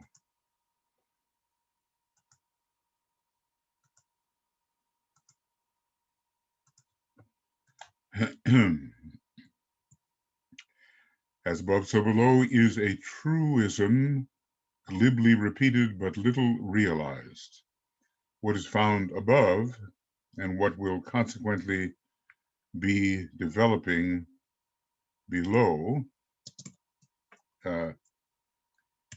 in the world of becoming, which is unfolding in a time and space, the archetypal pattern in the world of being. Come on. Okay. Above will be found will, love and activity, or power, wisdom and intelligence, the terms that we apply to the three aspects of divine manifestation. Below will be found these three in process of appearing, okay, requiring time and space in which to appear or unfold. The personality expresses active intelligence, yes. The ego expresses love, wisdom, and the monad expresses will or power. You know, conventionally, generically, these are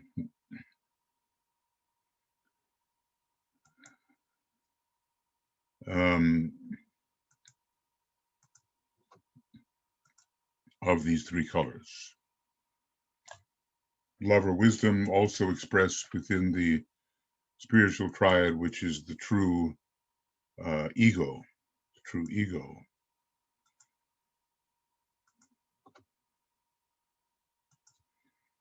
Okay. And finally, the monad. I mean, you know, not all monads are like what, red, but let's just say that generally, the monad reflects the power of the first ray, and the esoteric first ray color is red. Okay, you have in the three worlds of the personality, quote, here the physical expressing a reflection of the activity aspect, okay, and thus a reflection of the mind, the astral expressing a reflection of the love or wisdom aspect.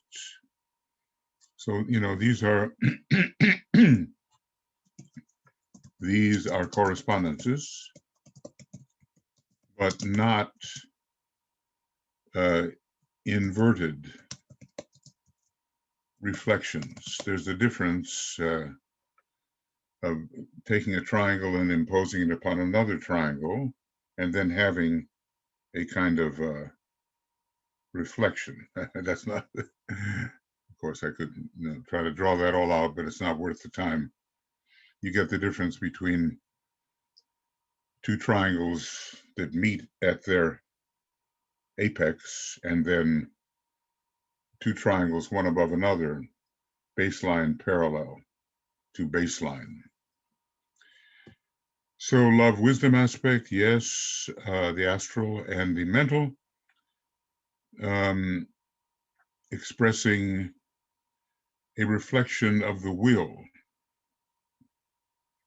or power aspect. Our will or power aspect actually comes from the cosmic mental plane. So again, the physical is generically green, and the astral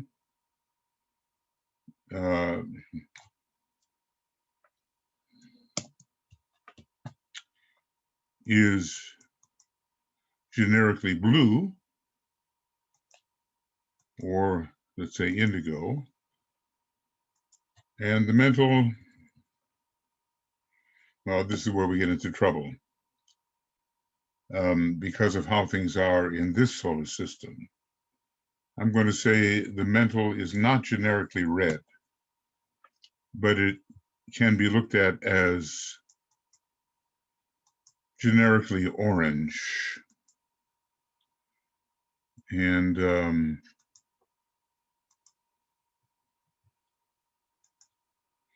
there we go. With two triangles, one above the other, with the baselines parallel. And let's just check. This is 22, and this is 22 and 22. Okay, good. So the mental expressing I won't say a reflection, but I should call it a well, maybe that's what DK called it, a reflection.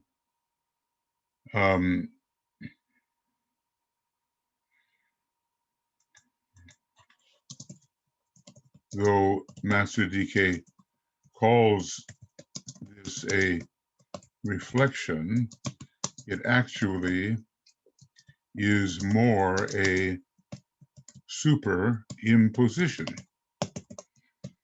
And a reflection is different because then the physical would express the atmic, and the astral would reflect the Buddhic, and that is the same. But then the mental, lower mental, would reflect the higher mental.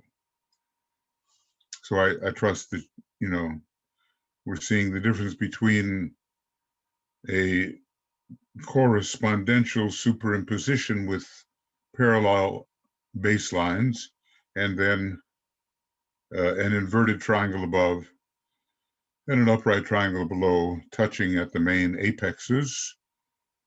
And then that would be the setup for reflection rather than correspondential superimposition. What have you for the colors of those three bodies exoterically described? Well, the violet of the physical, as expressed by the etheric, and we have to remember that the true physical is the etheric body. The rose or red of the astral, depending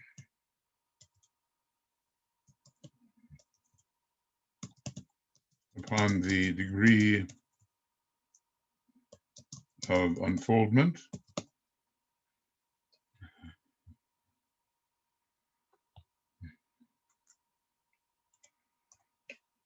and then you have the orange of the mental, generically.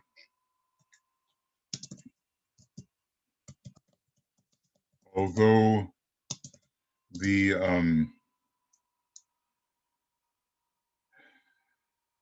upper mental, the higher mental,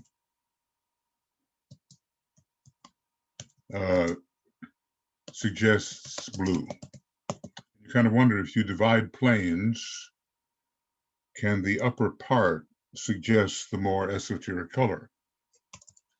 If we divide systemic planes, will the upper 4 subplanes,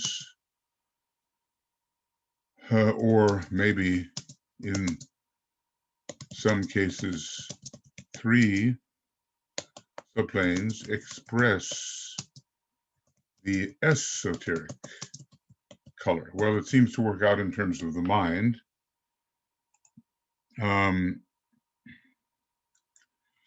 We have the mental plane generically ruled by orange, but the upper part suggests blue. We have we've split the physical plane too into an etheric higher 4 and a physical lower 3. However, if we look at green as the color exoterically of the lower 3, violet still would be the color of the higher 4. And are those colors really related in light or in pigment? That is a question. And I think I'm going to go up here to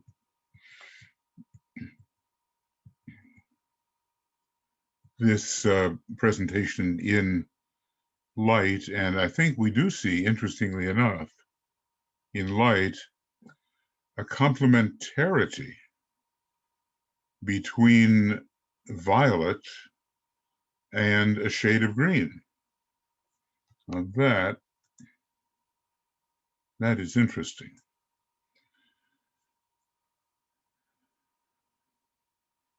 Because then the physical plane could be looked at as green below and violet etherically. Now, we don't really split the astral plane. It's a unified plane because our solar system is so very so far astral in its polarization, or at least the solar logos is astrally polarized, though aspiring to mental polarization. So it's an unsplit plane. And maybe all the subplanes are reflecting similar colors, though maybe we could expect differentiation as well, depending upon the status of the individual.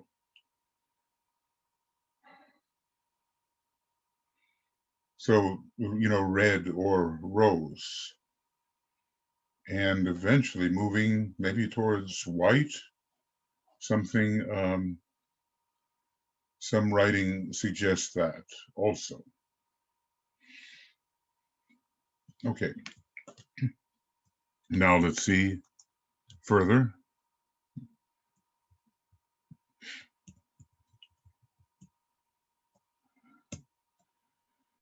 So the physical, he uses the word reflection, but reflection of the mind. I want to say I wish to use the term superimposition, or maybe correspondential,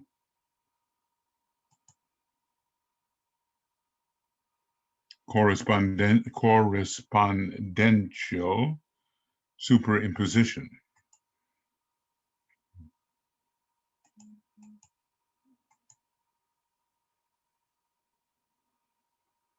Gosh, this is not easy to do. There we go.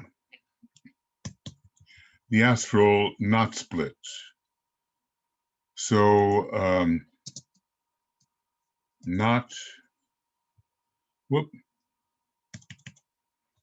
let's get that correct.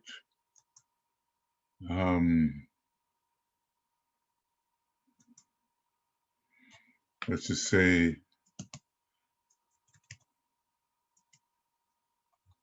the astral is not split, and can be anywhere from the darkest reds to even pink or still brighter color.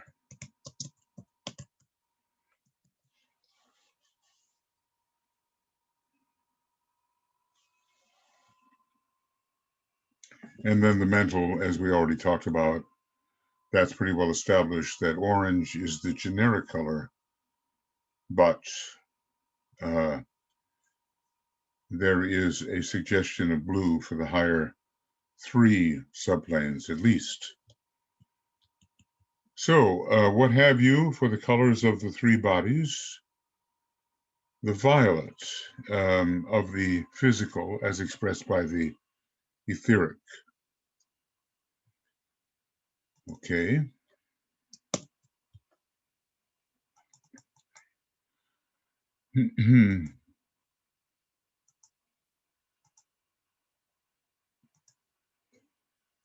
The rose of the red of the astral. So, we have red and brightening red and pink and, rosy color and then pink, and who knows how bright it gets. We're heading towards the white, interestingly. We might say heading towards white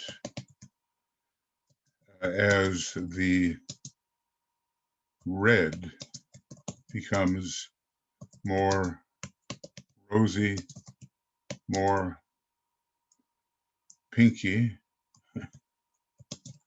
and finally more white. And it's almost like, does it really exist at all? Sometimes we're told the astral plane does not exist. But I've often thought of that as meaning that while the matter of the astral plane must exist, the formations which desire has created with that matter are not real. They are glamorous, illusory forms. And the orange of the mental.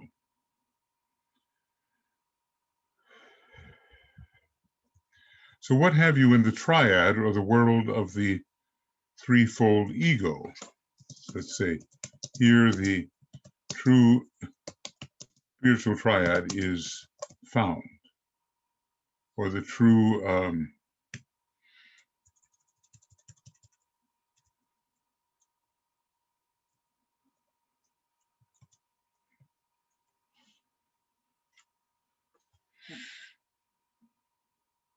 okay, here the true ego is found. We have higher manas expressing activity or intelligence, buddhi expressing wisdom or the love aspect, we might say both yellow and indigo, and atma expressing the will or power aspect. We might say green and its complement red,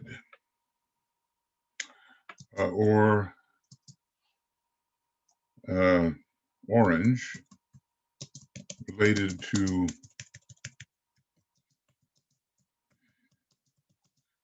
green in yet another way. Then red is related to green.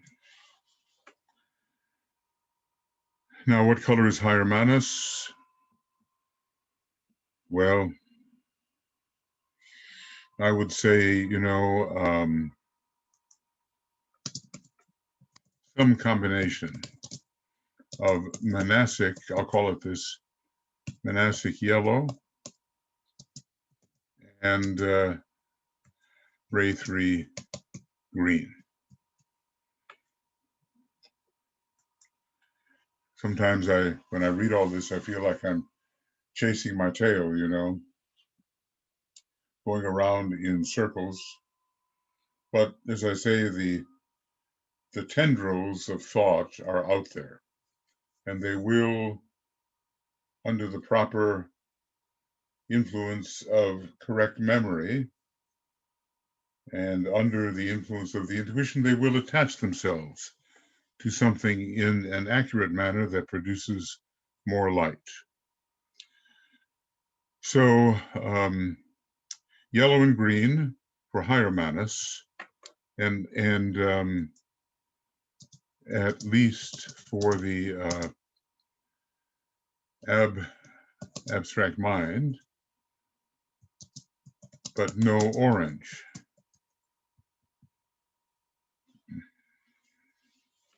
Green will have to substitute for orange. With buddhi, both yellow and indigo, and the color of the plane depends upon the being in whom that plane is found. For man, maybe buddhi is mostly yellow. For the solar logos, maybe mostly purple or dark violet. For the monad,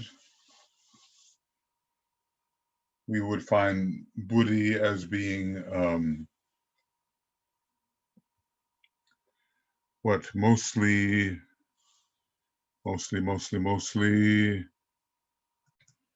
yes, I think I would have to say mostly blue of some kind. And one color is left, it's orange, and buddhi for that, for the atmic plane, maybe the color should be orange. And did I just say orange? So basically, if we do the colors from below, regarding buddhi, we have blue. No, we have yellow, blue of some kind, orange, Okay,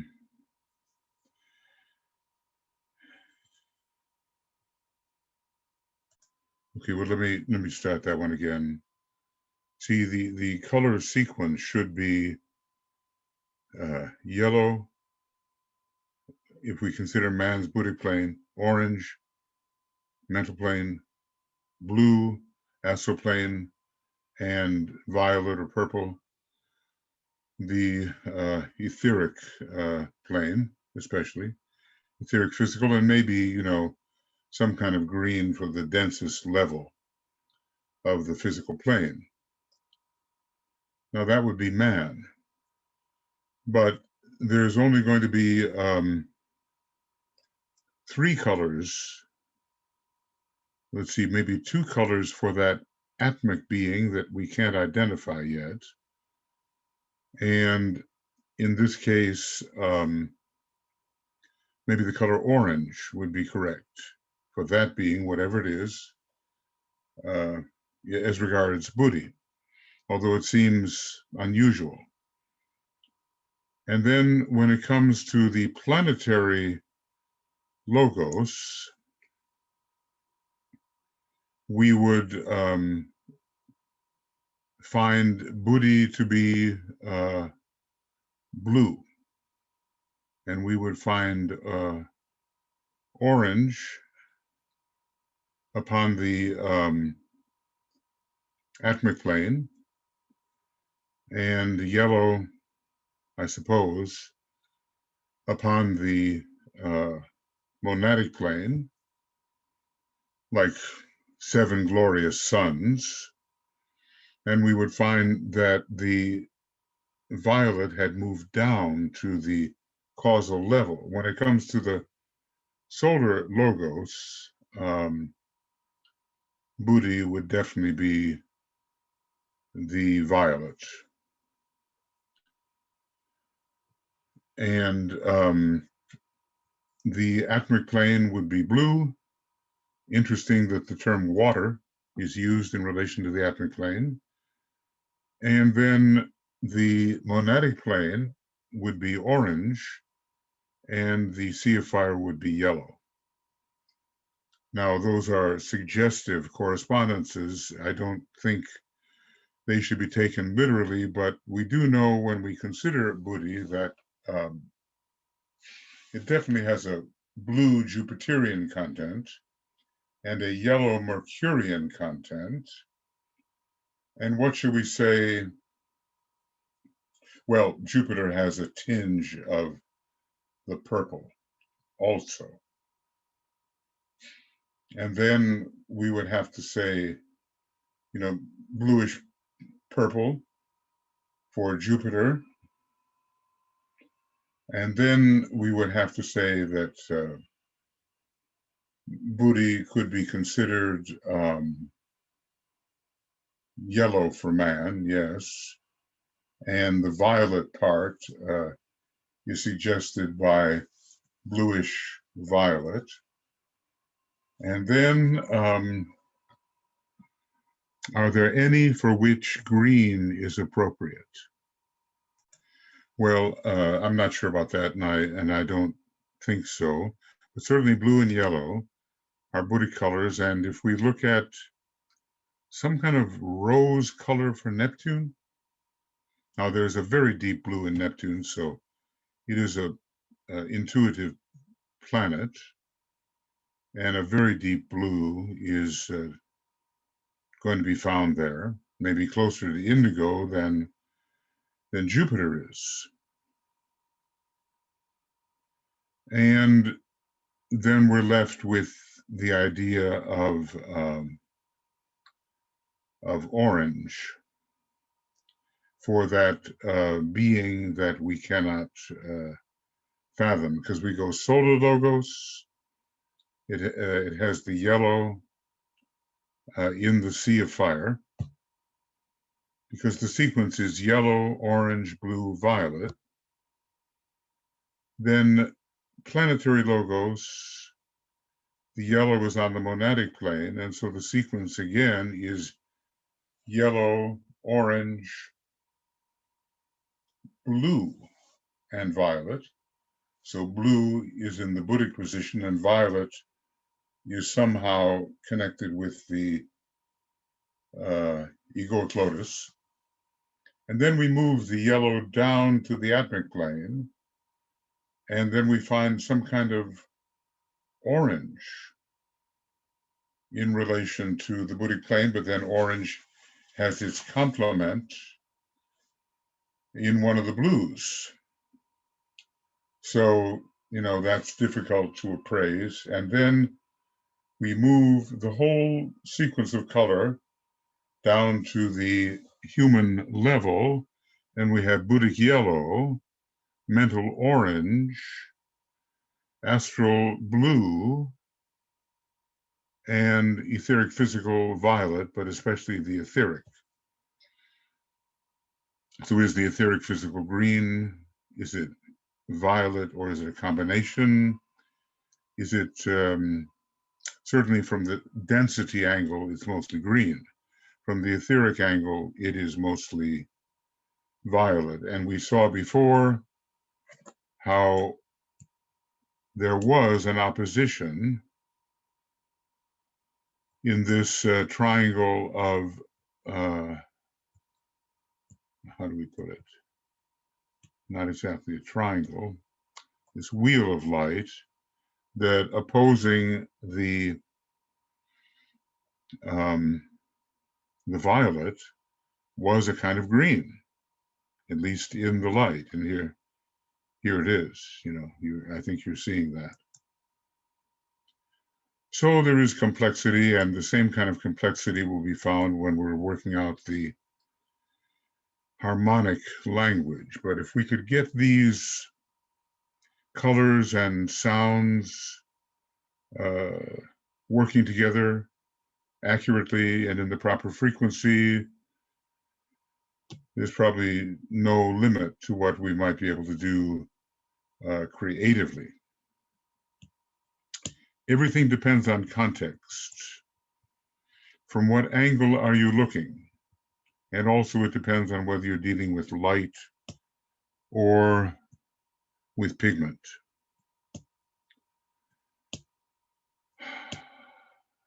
Okay. Now, what again? So the sequence, remember, when we're dealing with vibration, light, color, vibration, light, sound, color, the pigment is pretty much, or the sequence is yellow, orange, blue, violet. We start with man with Buddhic yellow. Then we just keep moving the fourfold sequence up into the level of that kind of atmic being for whom yellow is on the atmic plane. And then we move higher, and yellow at the head of that fourfold sequence is on the monadic plane. And finally, for the solar logos, we have yellow at the very top, with seventh ray violet representing the Buddhic plane and the kinds of condensations or structures that we find in terms of the chakras on the Buddhic plane. I hope I'm being a little bit clear. The fourfold sequence just moves up, up, up, and up from man to an unknown type of being, to a planetary logos with yellow on the monadic plane, to a solar logos with yellow on the logoic plane. And then, of course, when we use a word like yellow, what really is the color? Now, the interesting thing is, from the pigment point of view, yellow has as its opposite violet or some shade of purple. So we're dealing with a system that is bounded by yellow yellow-violet, and violet-yellow in terms of pigment.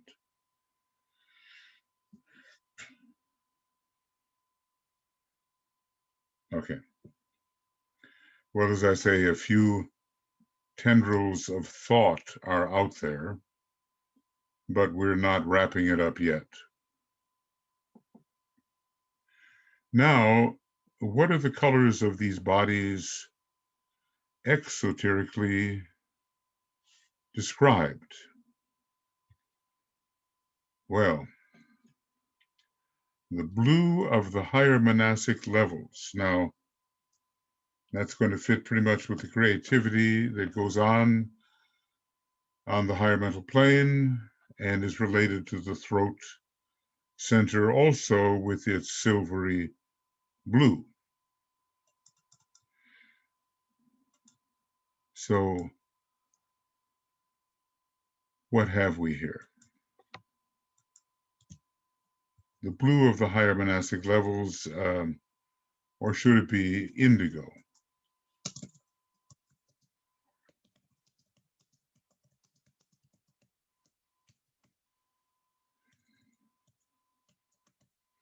Then the yellow of the Buddhic levels, that, of course, is pretty clear, and we have discussed that frequently. We're dealing with intuitive Mercury and the transcendental mind.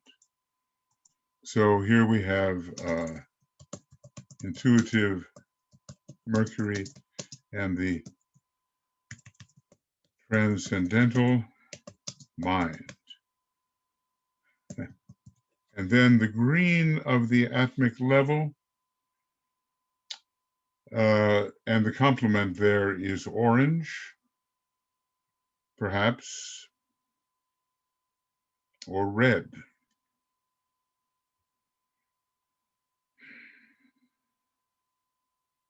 You know, given the usual color wheel, the complement in pigment at least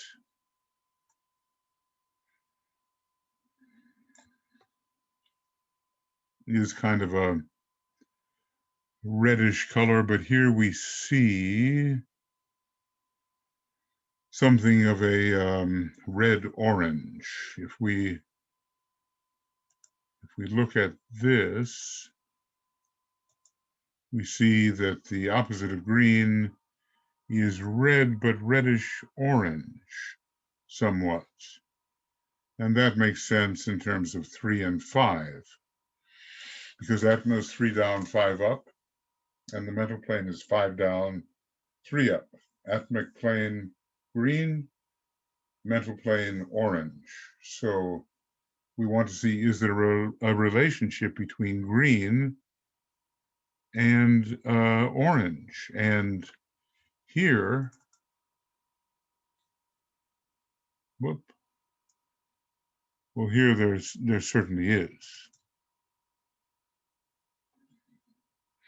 In this diagram of warm colors and cool colors,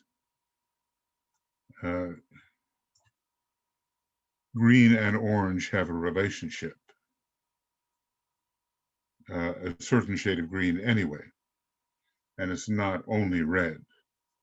So the green-orange relationship relates to the atmic plane, which is the third plane down and associated with the previous major solar system.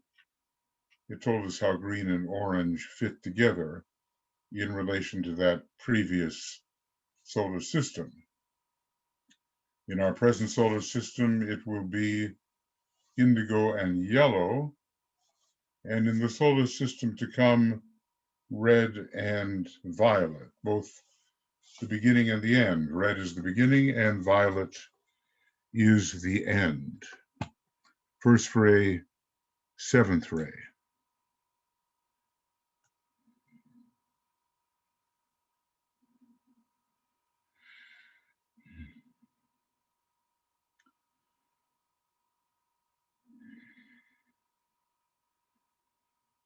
There's just a lot of variations here in these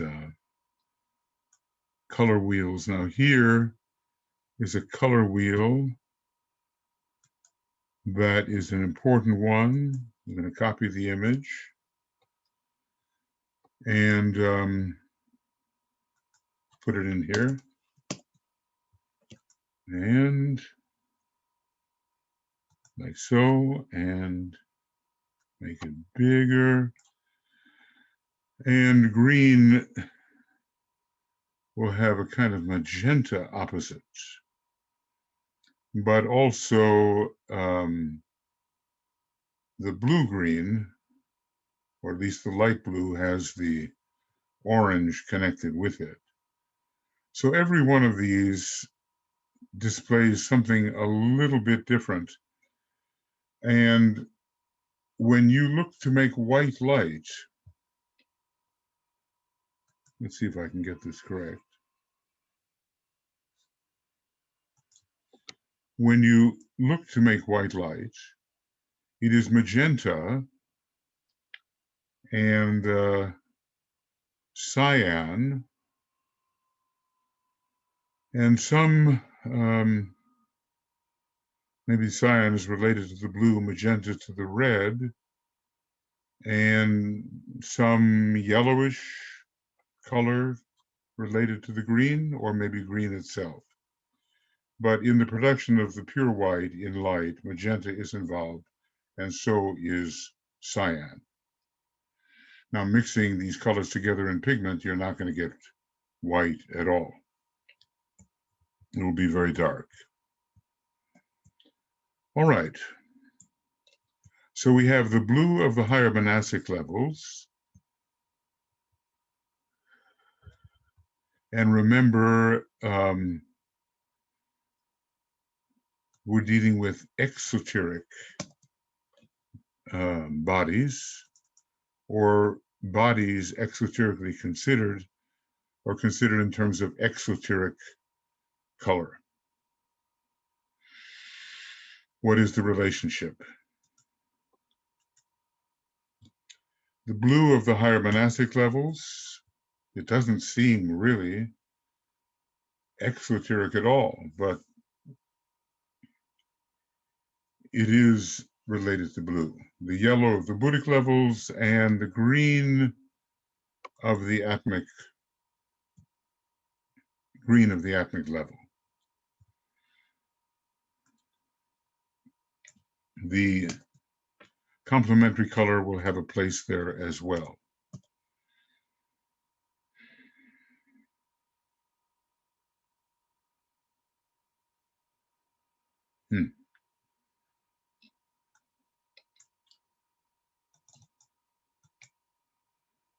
But let's get that green in there, the green of the atmic level. Okay. I guess whatever context we use, we have to be clear about it. Now, they are in the process of transmutation. What are the colors of those bodies, exoterically considered?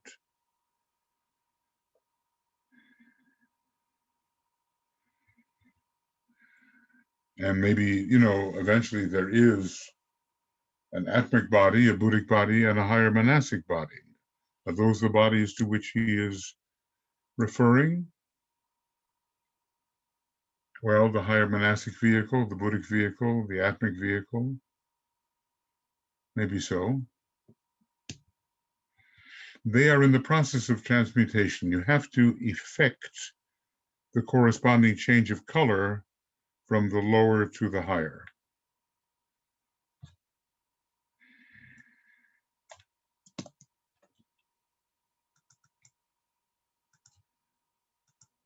Couple up this information that I have here imparted with that given in an earlier letter on the transference of polarization. Well, maybe we're talking about polarizing in a higher of two related chakras. Now, let's see how this might work.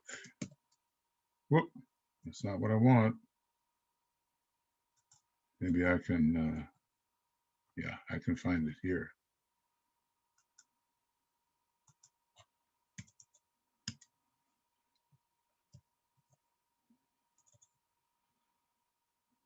When we're moving from, let's say, the sacral center, moving from the sacral center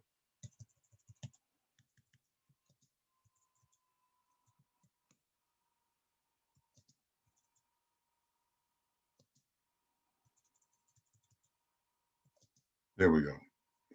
Moving from the sacral center to the throat, we are moving from, interestingly, orange to light blue, silvery blue.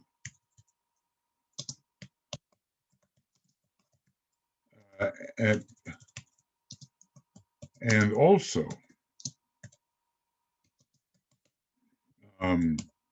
sorry, from orange, home of lower home, no, of the mental elemental to a ray 3 center, thus implicating green. And we've seen how orange and green are related. Moving from the heart, from the solar plexus to the heart, we are moving from, in a way, red to blue,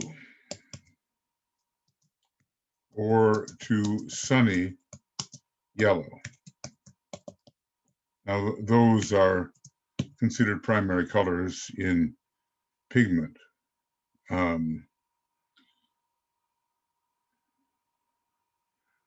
So this sunny yellow is actually the color of the heart chakra, but from a ray perspective,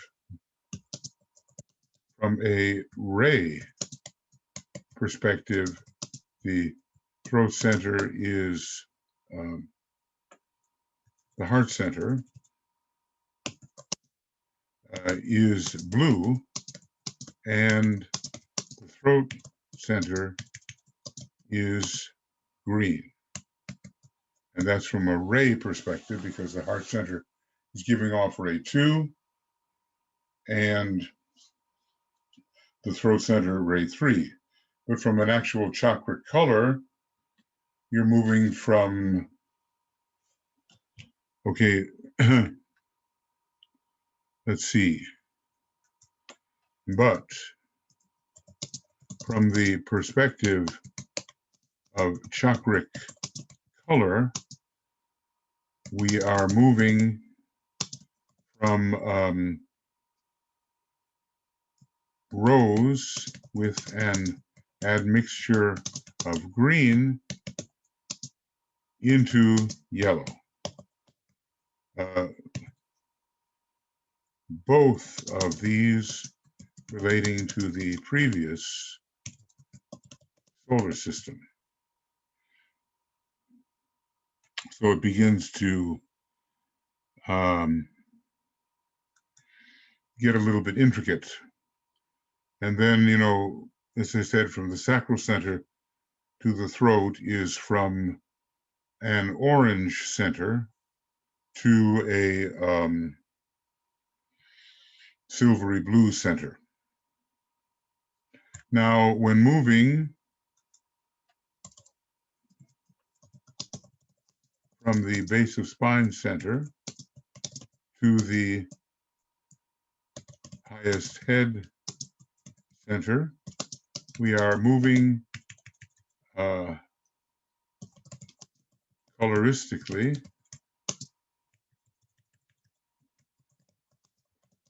from a quite red center below into,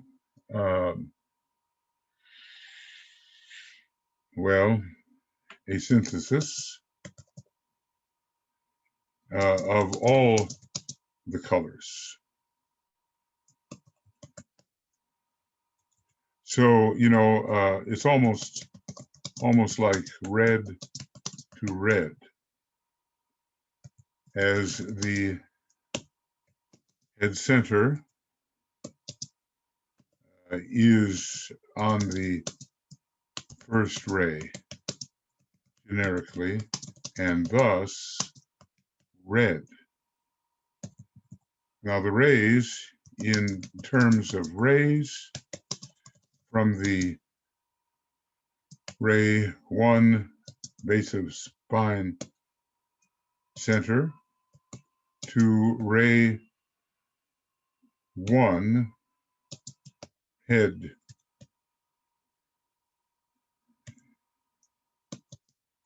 center. Lots of lines of connection we can draw.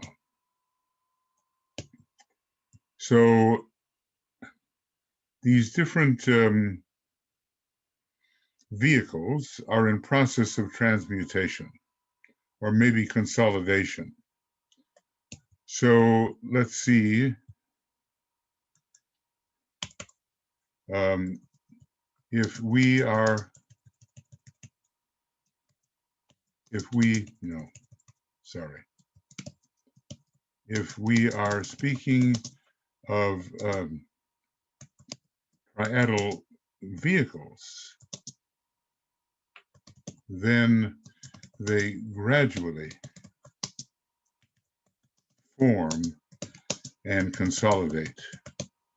Right now, probably our higher mental vehicle is in process of formation. After the third initiation, our Buddhic vehicle will be more in process of formation, and between the fourth and fifth initiation, our Atmic vehicle will be consolidating and becoming a true and reliable vehicle. So, you know, the tendrils of thought are out there, and we just have to connect them.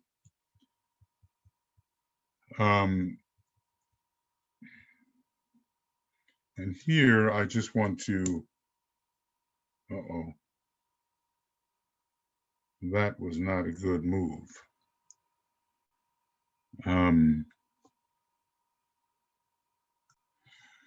Well, okay, I might have erased something there. I know how to go backwards, but maybe not forwards. So there is a direct correspondence between the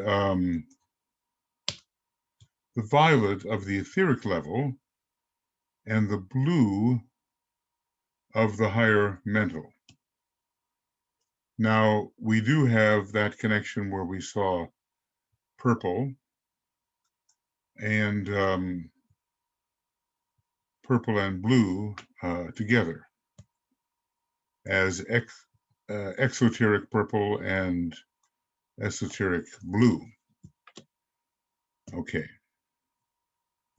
So there's a correspondence between the violet of the etheric levels and the blue of the higher mental. Okay, and we saw purple exoterically and blue esoterically. That's one thing. However, for the planetary logos, maybe the higher mental plane is a plane of objectification. The egoic groups first appear on the higher mental plane.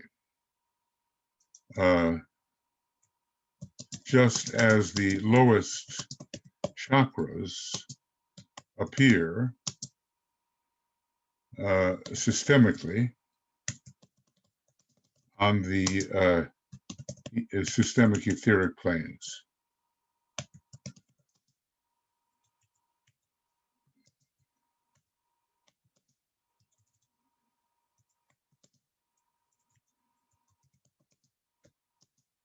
Okay.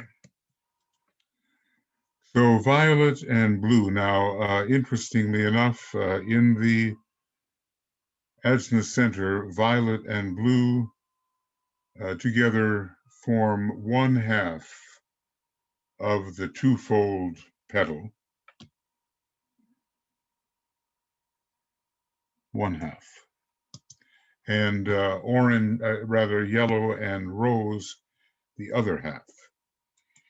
I'm always getting, forgetting who, which side they're on. But maybe when looking at Leadbeater's book, we can see which side they might be on. All right, so now I have to resume this because I was again talking to the wall. But here are the Leadbeater diagrams. A root chakra, which is reddish orange. He left out the sacral center and substituted instead the spleen. And apparently there was some kind of sex issue there, and there certainly was with Victorian people. So maybe he just didn't want to deal with the sacral center. But from another point of view, the sacral center is considered to be kind of an evocation, which is impermanent. The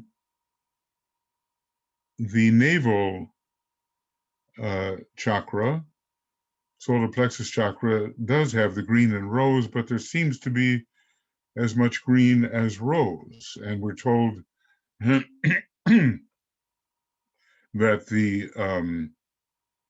that chakra is rose with an admixture of green. The heart is not exactly sunny yellow. It has a lot of orange in it, but then this question of what is, the esoteric orange, what is the esoteric yellow? A lot of orange is found here. The silvery rose of the throat center is there, and when it comes to the Ajna center, the blue and the violet are on the right-hand side,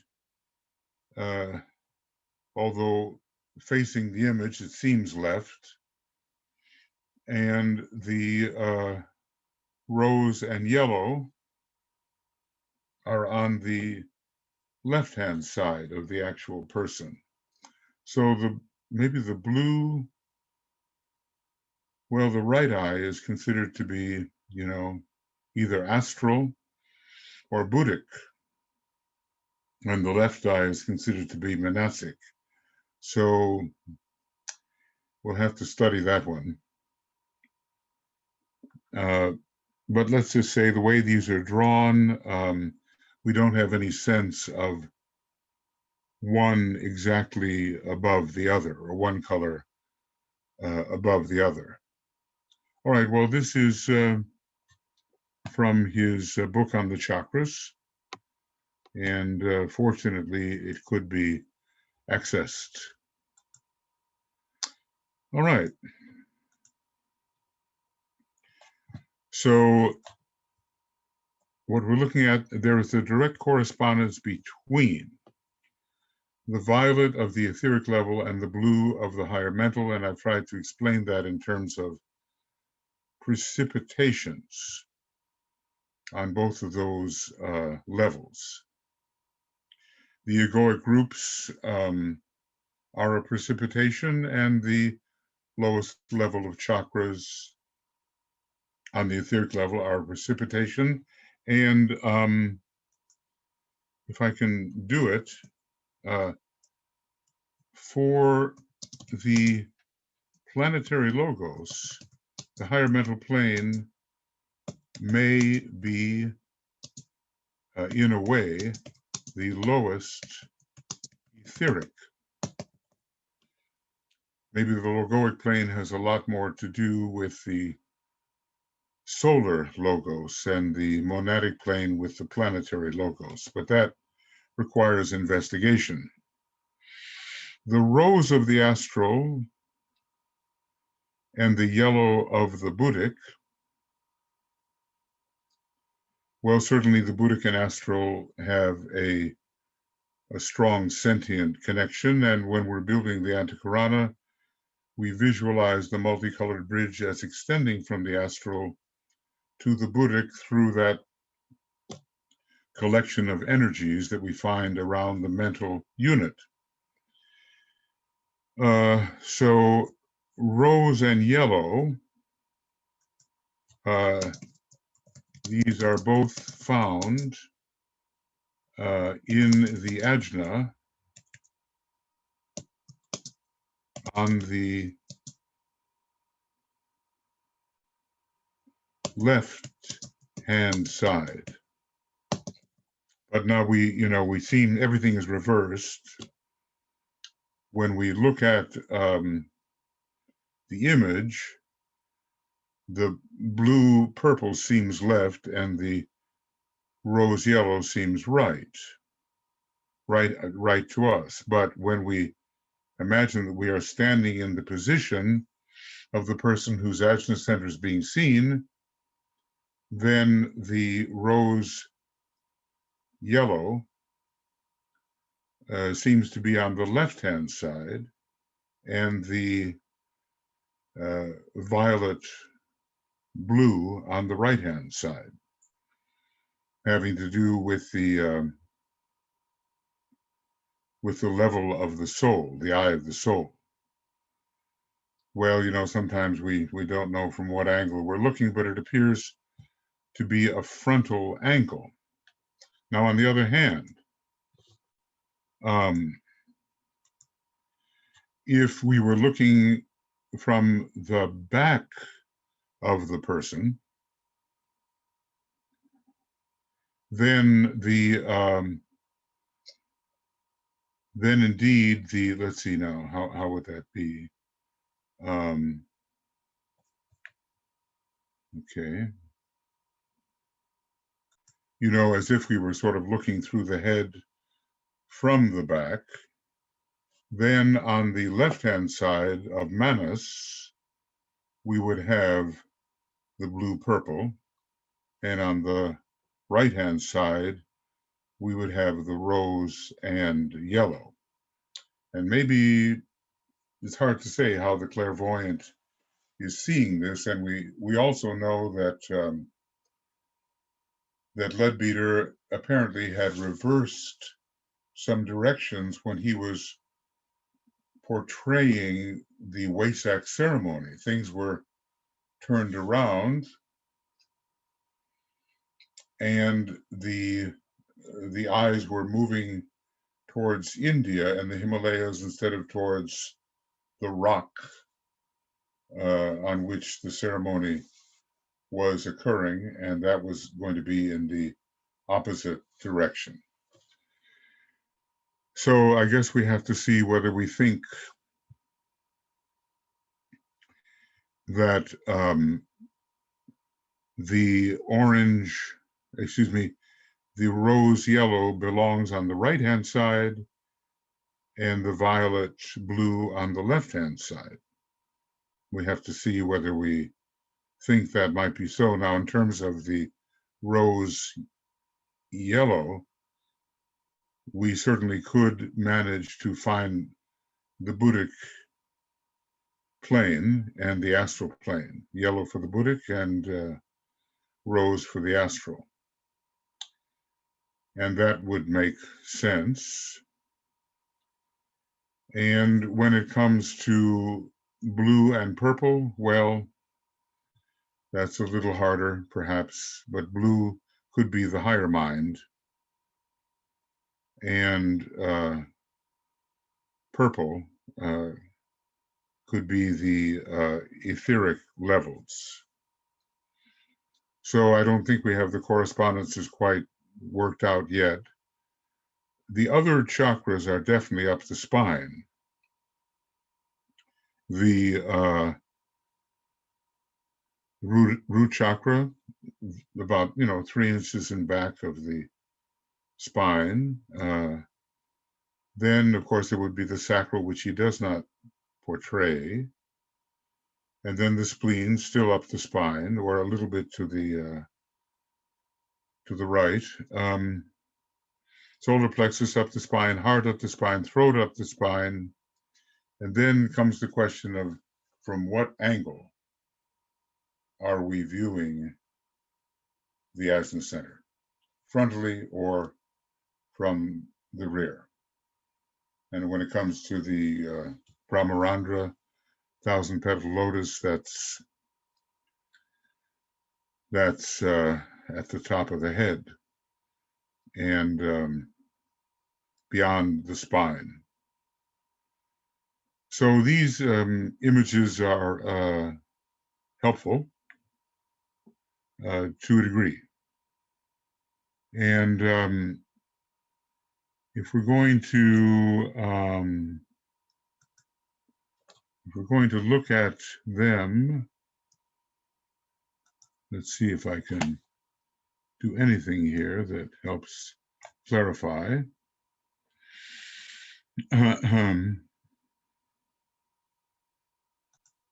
Okay, again, I did it. I'm talking, but nobody's home. All right, so the rose of the astral and the yellow of the Buddhic, there is a correspondence. And there is the astral Buddhic leap, the way of attaining intuition without going through the mind. Then we have one more. This is, the more I realize, this is more of an introduction to help us become interested in these matters. The orange of the mental and the green of the atmic. Well, that harkens back to the previous solar system, and we remember maybe the 3-columned tabulation.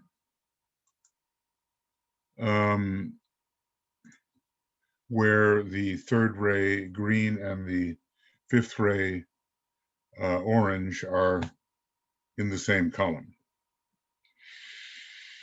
So there is a correspondence here, definitely. And did I go looking for a way in which orange opposed green? And we did find it.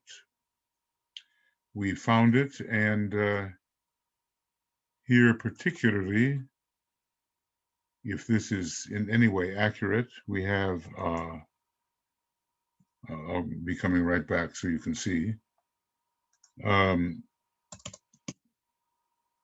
We have warm colors, and here orange opposing green, and a certain green in which red or reddish orange seems to oppose. So, from this point of view, which appears to be, well, is it either pigment or light, or is it just based on warmth?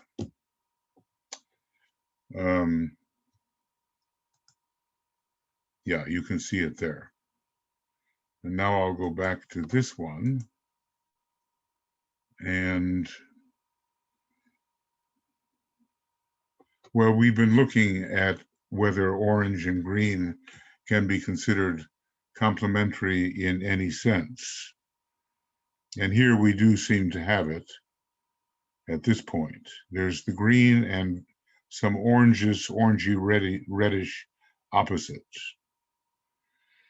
Again, maybe a deeper study of pigment and light would help. Let's see, how far can I go? Red and green on that one. And green and red on this one. And Here, green and red again. And here, green and red. But there are some in which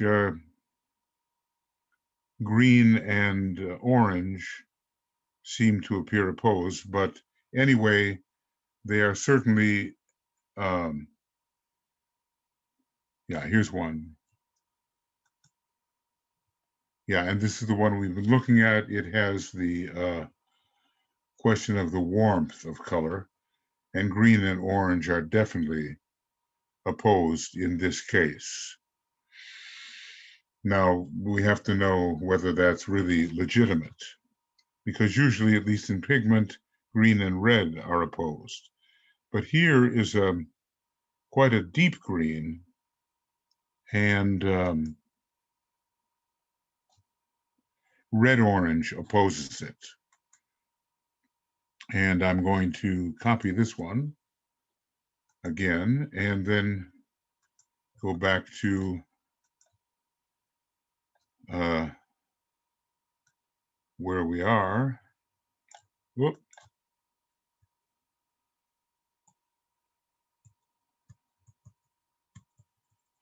There's so many, huh? Right here. 1, 2, 3. And that will have to do. Here we have a blue-green opposed by red-orange.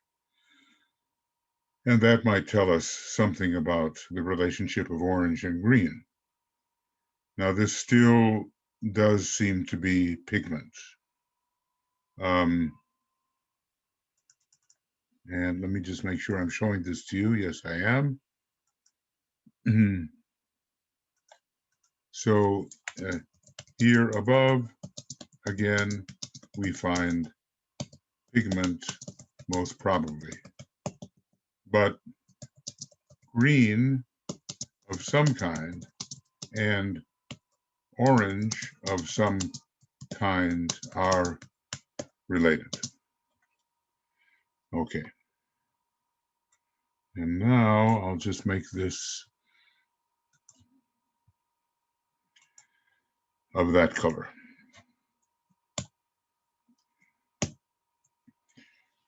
All right. Now going on, he comes to a sentence that we can appreciate. The secret of it all is to be found in the application of occult laws, of the occult laws of meditation. He's really blinded the subject.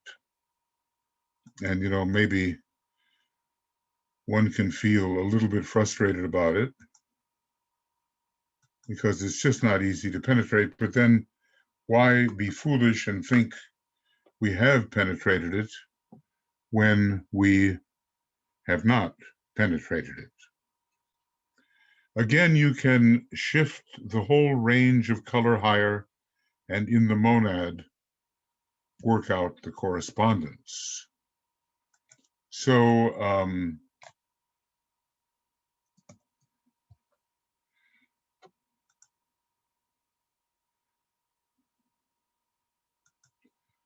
you know, so how different? Whoop.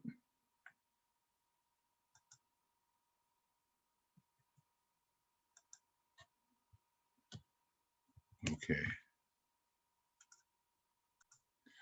So in the monad, are the colors really so different? That is going to be our question. And work out the correspondence. So will there be still another difference in color assignments in relation to the monad? All right. So what do we have? The green of the third aspect, even though the monad on the third ray was considered yellow and thus in pigment,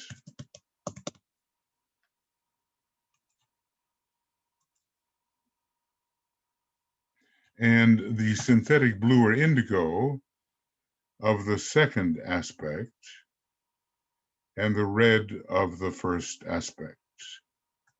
Monadically, red is correct,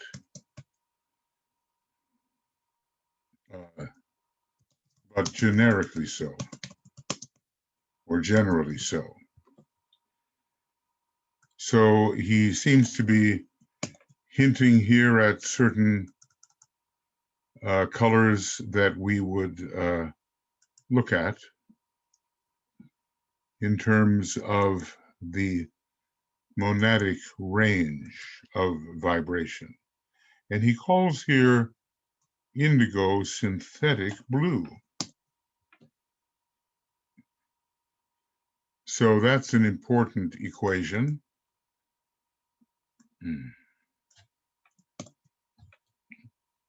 And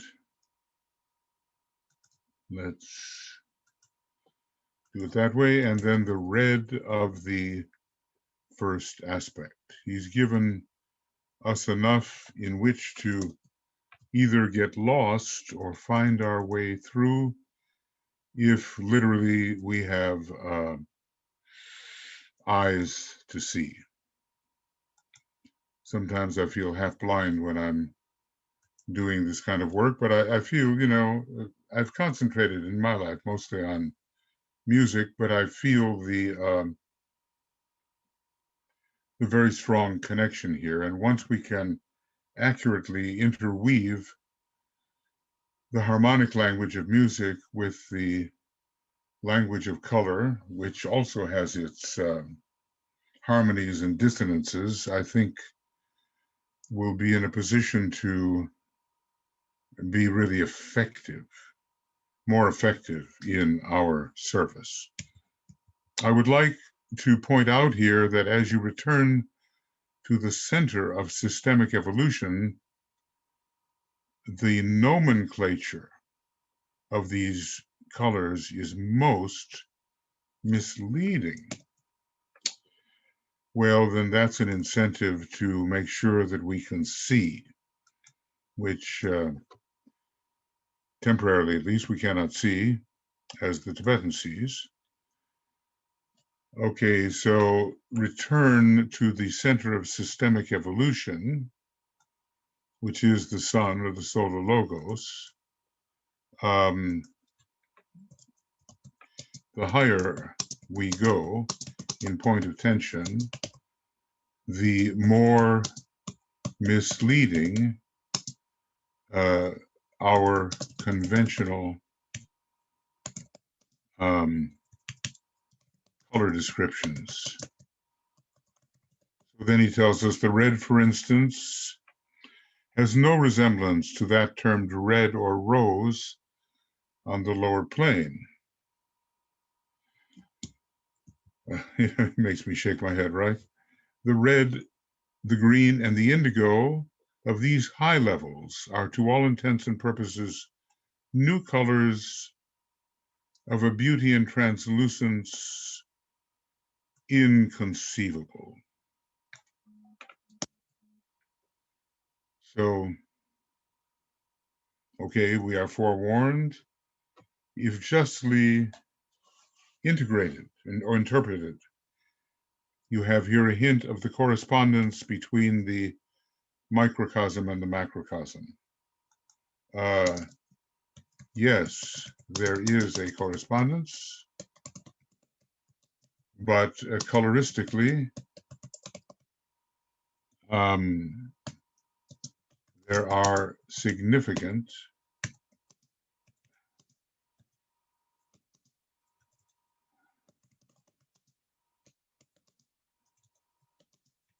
differences. Coloristically, no, it's not going to give me a word, but I will make a word up. So, if justly interpreted, the correspondence here between the microcosm and the macrocosm. So this is very strong language. The red, for instance, has no resemblance to that which is termed red on the lower plane. No resemblance. And that is barely conceivable to us because, to us, red is red. There may be variations in the frequencies and thus in the shades of red, but he seems to be speaking as if we're talking about new colors, or that when we saw the red of the higher planes, we would say, well, I've never seen this color before. How could I have thought that it would be red? So yet another blind is introduced to us in a different way. He's basically saying, it's not that he is producing misleading statements. He's saying you are blind to these higher colors. And maybe it's about, translucence in the last analysis, which changes. Obviously, the higher we go, the less opaque and the more translucent the colors.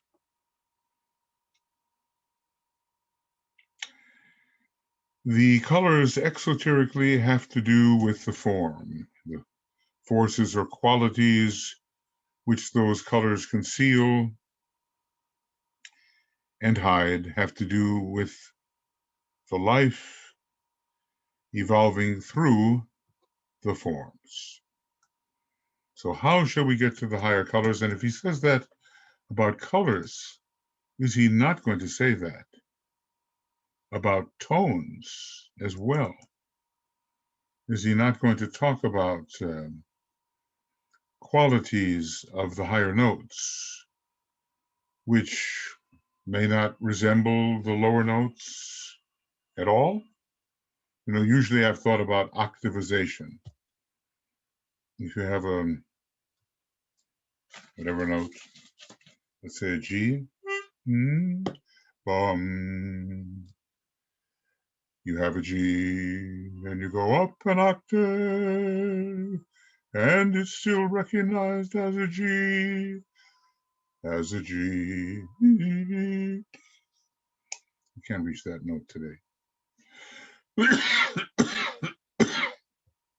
But because the frequency is doubling all the time with every octave, something that we call recognition comes in, and you say, oh yeah, that's a G, but it's a higher G.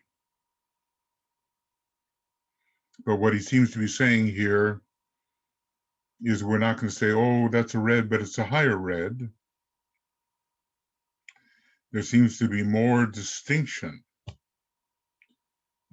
in that higher red that makes it seem almost like a different color. Even though when you're dealing with notes, you're going to say, no, that's the same note. It's just been octavized. So the day will come when we can see these things and hear these things. But for the moment, we must simply follow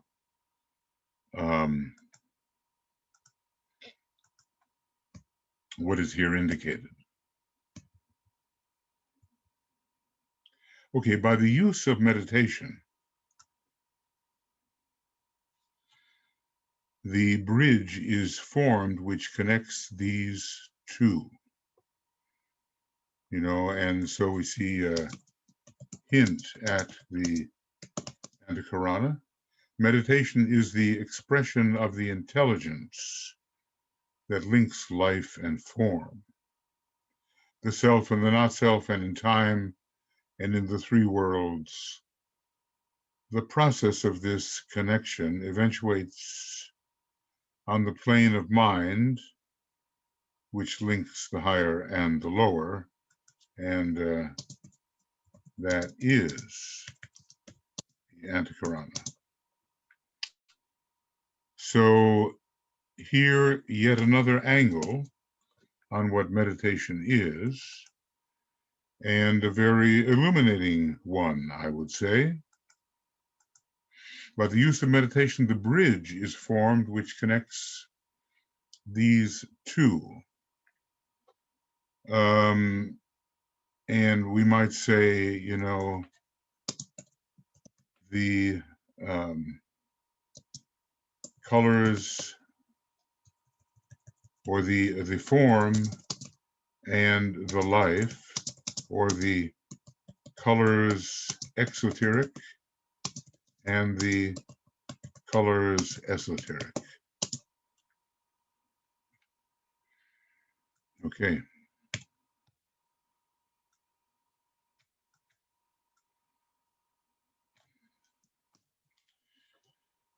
We understand why the masters, the teachers would come back and try to save us from our ignorance. First of all, let ignorance be exposed. There's a tremendous amount of it, and we're in the thick of it. And then we begin to look for the way out. So meditation is the expression of the intelligence that links the life and the form, the self and the not self, and in time and in the three worlds. The process of this connection eventuates on the plane of mind, which links the higher and the lower. Okay, very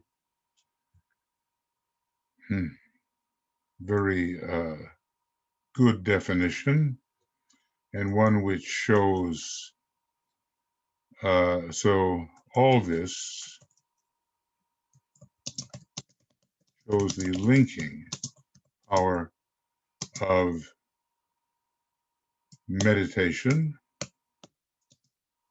and of intelligence. The correspondence will always be found perfect. I guess it depends on what we're looking for and whether that holographic blurring does occur, or if it does occur, maybe it's not important. Therefore, through meditation will come that knowledge which will affect three things, or bring about, not affect, but effect. Three things. Give the inner significance of the exoteric color. Build in the qualities that those colors veil, and effect the necessary transmutation of the colors from the personality to the triad, which is the true ego,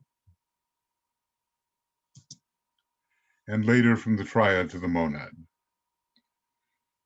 So therefore, through meditation will come that knowledge which will effect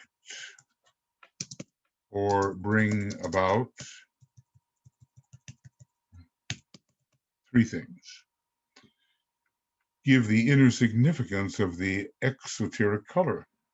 Now, it's a bit like looking at somebody and saying, you know, what really is the soul of this individual?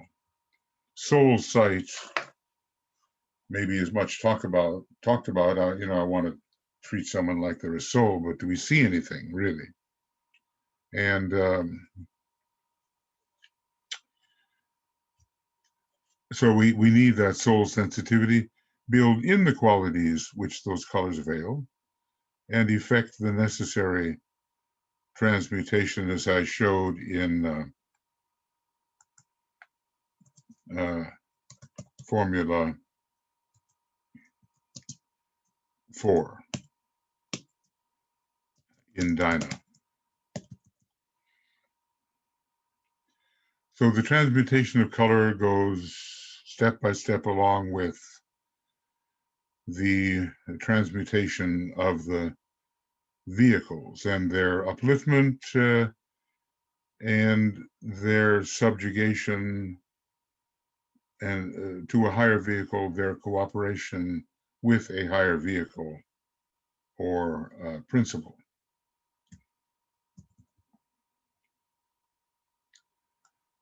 Okay.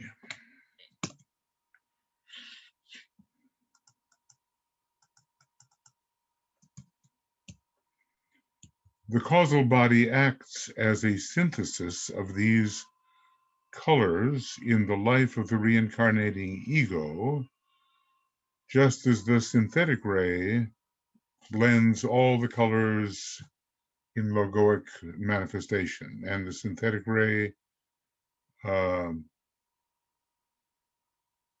what do we call it? Synthetic blue or indigo.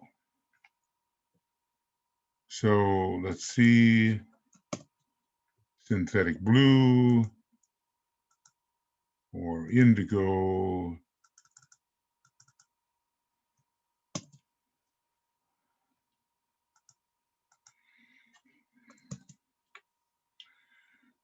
And you know that it's kind of a kind of physical plane, the causal body, or the higher mental plane is kind of a physical plane when compared to the cosmic ethers. And from a slightly higher point of view, the Buddhic plane is a kind of physical plane. We always have 1, 2, 3 physical, 1, 2, 3 physical. So, and if the 1, 2, 3 would be mind, emotions, ether, physical, mind, emotions, ether, physical. So there is a synthesis there, and you know, and maybe I wonder how we could do this. I'm trying to think about the gaseous subplane on the lowest systemic plane, and whether it has some kind of connection with the higher mind. Well, it's certainly both are transitional planes. I would say the gaseous subplane on the systemic physical plane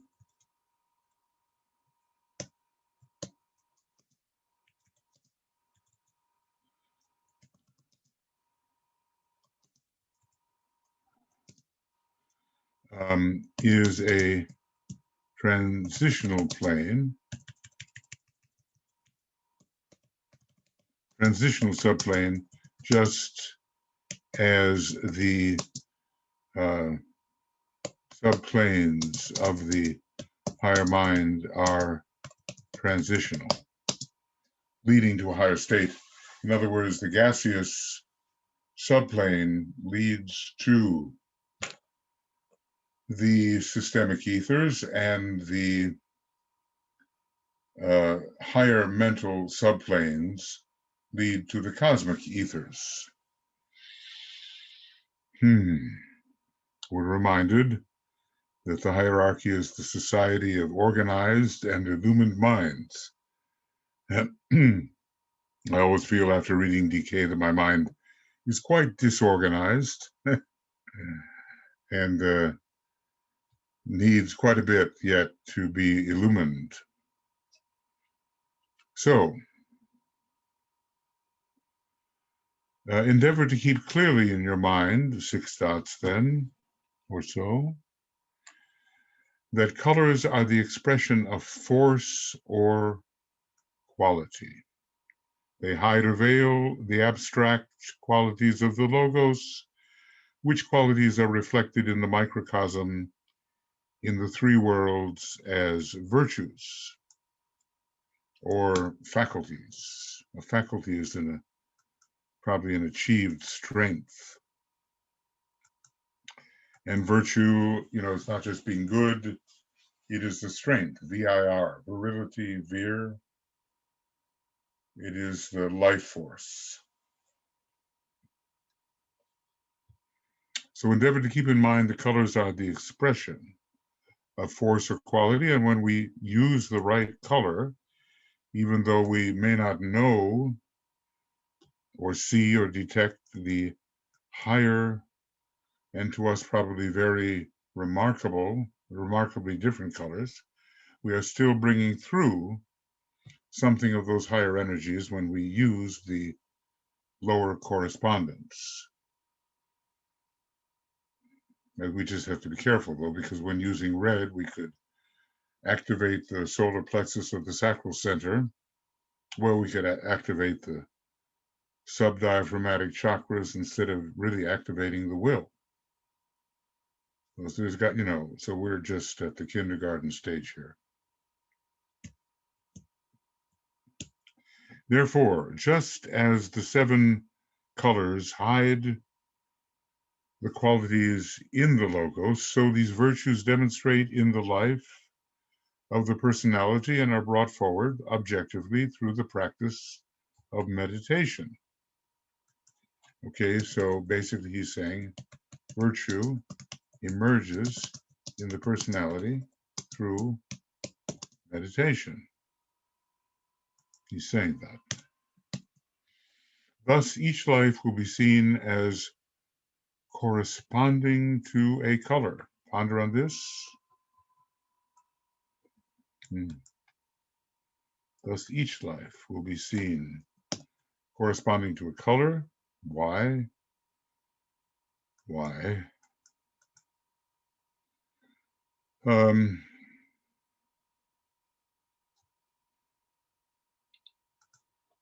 we can say here, why? Because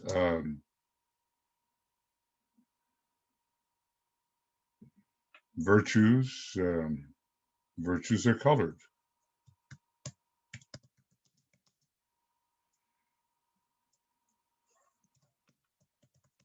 And to help us bring forward certain virtues, we may, in fact, use certain colors, which, though different from the beauty of the higher ones, still have some kind of connection, I guess.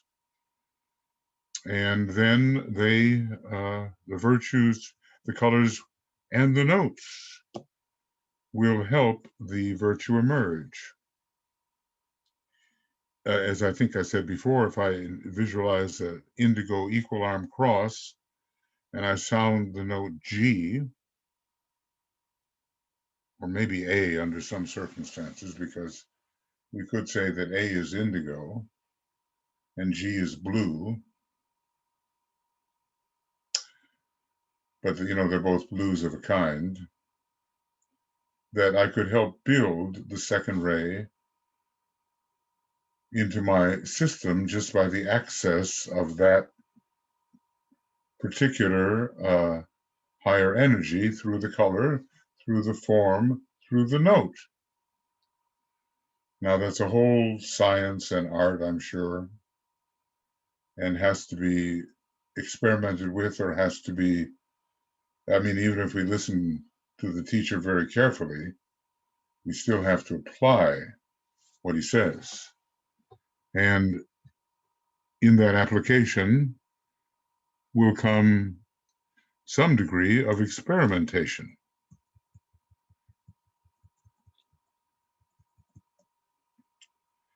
There's a bit more here, and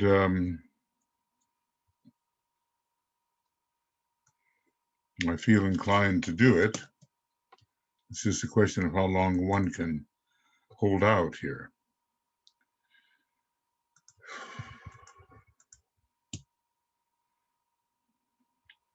So the next one really is the basic correspondences. It is in the study of these correspondences in the different departments of the manifested universe, and in this case, does he mean solar system? That term universe, the term universe is used for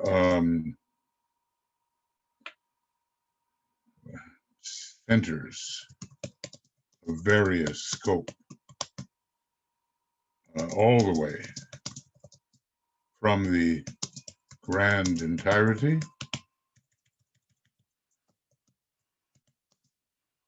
to our little solar system. Okay, so it is the study of these correspondences in the different departments of the manifested universe and the application of these colors to their adjusted portion, that the beauty of the synthetic whole and the illuminating of the microcosmic life ensues.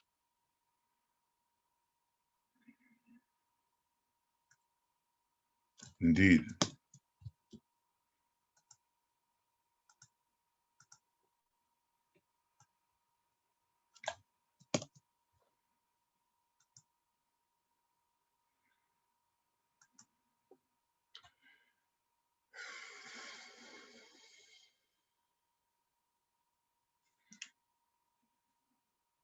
Well, in this word application, so much is hidden because there the whole technique of things comes in. And in the technique, unless it is accurate, lies danger and failure. So in the application of these colors to their adjusted portion, meaning we might say to the area to which they should be applied,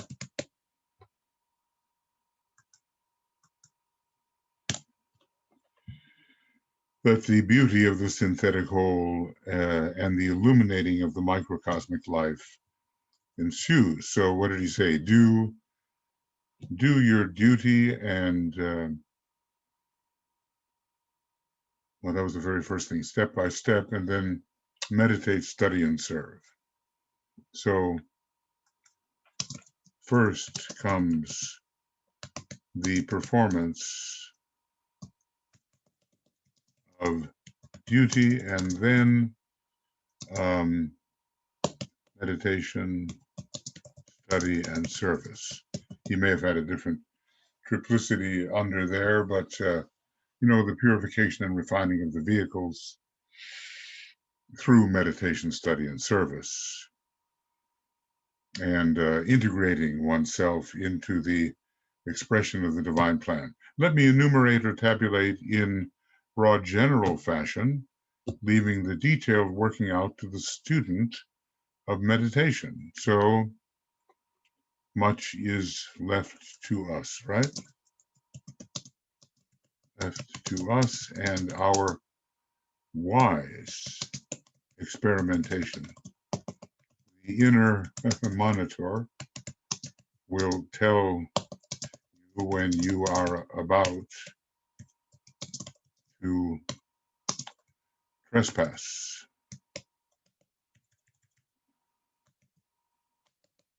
into a dangerous area for which you are ill-fitted. And let's see how the word trespass is spelled. Oh, with the, yeah, of course. All right, so he's going to give us the tabulation regarding the beauty of the synthetic whole and the illuminating of the microcosmic life. We all want that, but, for the right motive, that appreciating the plan, loving humanity, loving the kingdoms of nature, loving all sentient beings, and realizing that, in a sense, all beings are sentient, though the sentiency may be very primitive. Then we're ready for further progress. So the threefold solar system, at least major systems, is really a sixfold, sevenfold system. Sixfold, ultimately sevenfold solar system. The threefold evolving jiva, monad, soul, personality, or the three aspects of divinity in the jiva. The three aspects of the logos, Father, Son, Holy Ghost, Shiva, Vishnu, Brahma, life, quality, appearance. Maybe there's not, sometimes you can split hairs about the relationships there. The threefold monad, will, wisdom, and activity. The spiritual triad, which is the true ego, Atma, Buddhi, Manas. Should I write them in?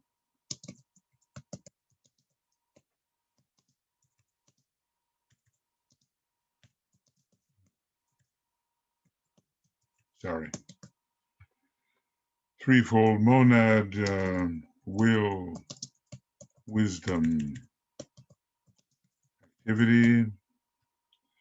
The three aspects of the logos, in many ways to describe it, but Father, Son, Holy Ghost. The threefold evolving jiva, monad, soul, personality. And the threefold solar system, we can say intelligence system, love and wisdom system, and will system. Oh, come on. There's got to be a better way. The three persons of the deity. Well, maybe I just did that. Or the threefold personality, mind, emotions, body. Etheric, physical body. The three worlds of human evolution, for mental subplanes, 7 astral subplanes, and 7 systemic physical subplanes, 4 of which are etheric, and 3 of which are dense.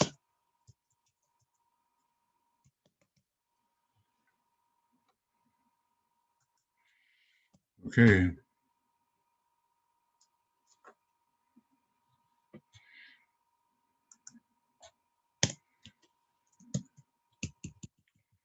And the 3 persons of the, the divinity, we did that in a way, but let's call them Shiva, just to vary it, Shiva, Vishnu, and Brahma. So this is a tabulation. It's interesting, he seems to be dealing with different numbers here, starting out with the Brahmic origin on the third level, atmic level, with a fivefold nature, extending from the third point of tension on the cosmic physical plane, third great point of tension, and through the Rajadeva Lord Brahma, another word that can be much used. The four Lipika lords, well, usually four Maharajas, these are coming to our solar system. And usually, I don't know, it's usually three Lipika lords.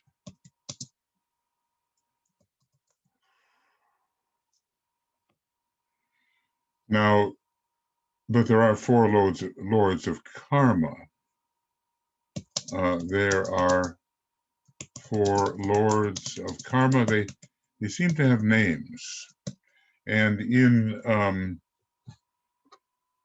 the book,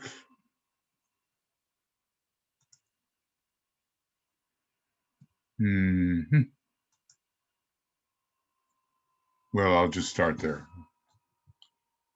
So in the book, externalization, the externalization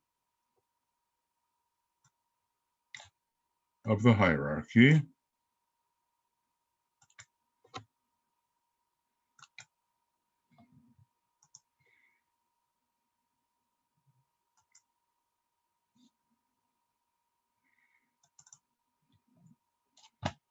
and hopefully I'm there correct.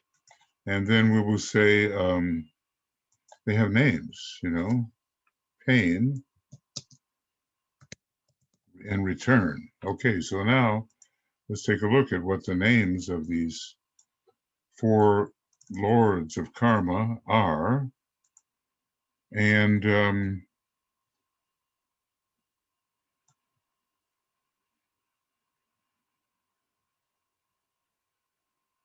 here they are.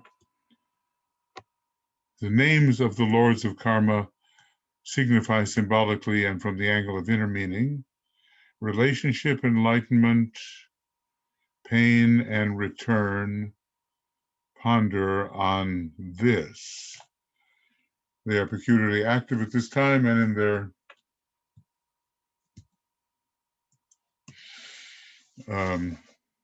activity lies the hope of humanity. Externalization 116 and 117. Okay. So let's see if I can do this. So this will be EXH 116 and 117. And this is their, one would maybe want to associate them with planets of some kind. Maybe pain with Saturn and enlightenment with Mercury and relationship with Venus. And return, it's whoever is in charge of cycles, but I think it's got to be within the realm of Saturn. I think so. So are there any other planets we might find, and is Earth one of these lords of karma? So let's just say, whoop.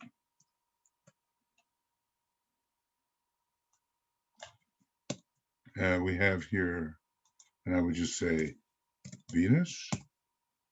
And enlightenment, I would just say, with the question mark, Mercury. And pain, well, no problem there unless we want to choose Pluto, but it's too far out there. I think Saturn, and return. And one keeps on being swallowed by that crocodile, you know. We don't know how reincarnation works on other planets, but we certainly know on Earth, and I'll just put a question mark. Earth, perhaps? Anyway, the four Lepika lords. Now, they are higher. Kamra. No, I think not. Karma. These lords are higher than the four Maharajas, which are themselves very high. So they're said to go to the four corners of the solar system and there set up their point of tension. And, you know, just like in a lodge, you have four important chairs. In all lodges, there are chairs where some potentate, some power establishes itself and works accordingly. So the four Lepika lords, that's one. And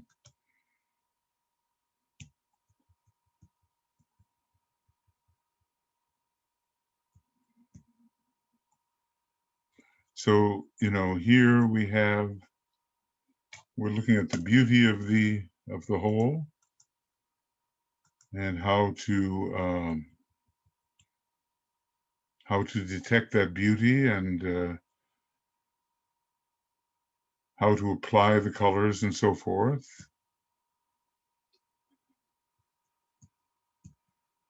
Then we have the threefold. Let's see if I know what page we're on. Page 229. Letters in Occult Meditation. 229. And what is this called?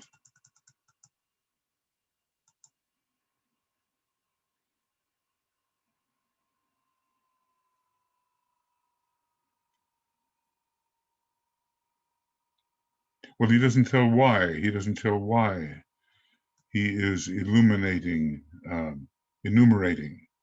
in broad and general fashion.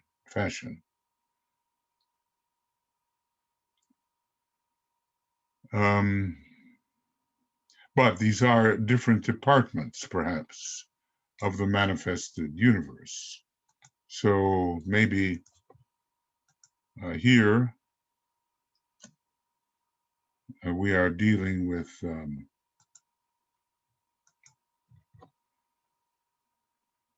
yeah.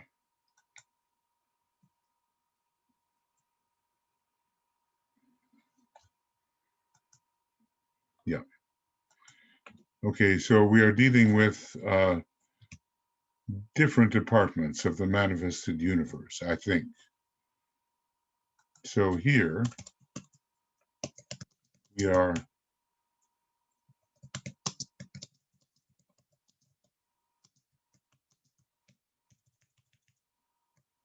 different departments of the manifested universe, it being perhaps a solar system.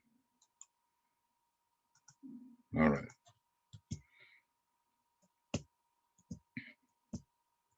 Then the number increases, the 5 planes of human evolution, but let's remember that these are the superhuman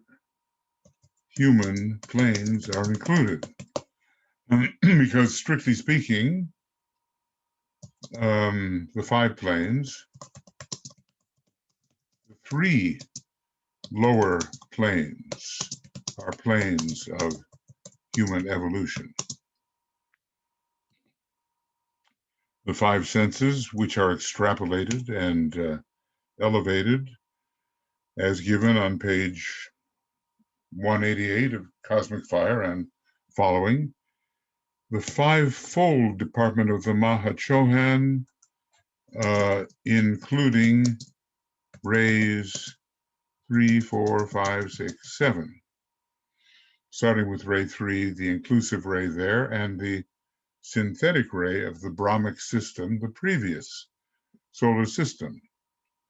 The five kingdoms of nature, including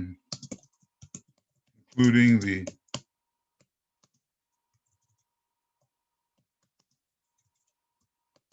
kingdom of souls, maybe K-O-N, yeah, kingdoms of nature, K-S-L. No? I should have that one. Including the kingdom of souls. So what are we, mineral, right? Vegetable, animal, human, and spiritual or superhuman kingdom, kingdom of souls. And maybe I can, yeah, this is correct. And if I, really try, kingdom of souls, K-O-S.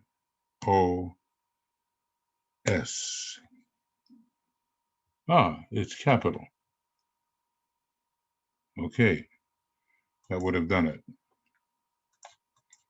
Right? Yes. So the spiritual or superhuman kingdom, but that's not the kingdom of planetary lives, which are monads. Now note, okay, the fifth principle of Manas. So Atma Buddhi Manas, and that's one way of looking at it. But then we have Atma Buddhi Manas Karana Sarira. It's sort of higher mind, but not abstract mind, and then Manas in the concrete nature. So the fifth principle is the monastic principle correlating with the fifth plane.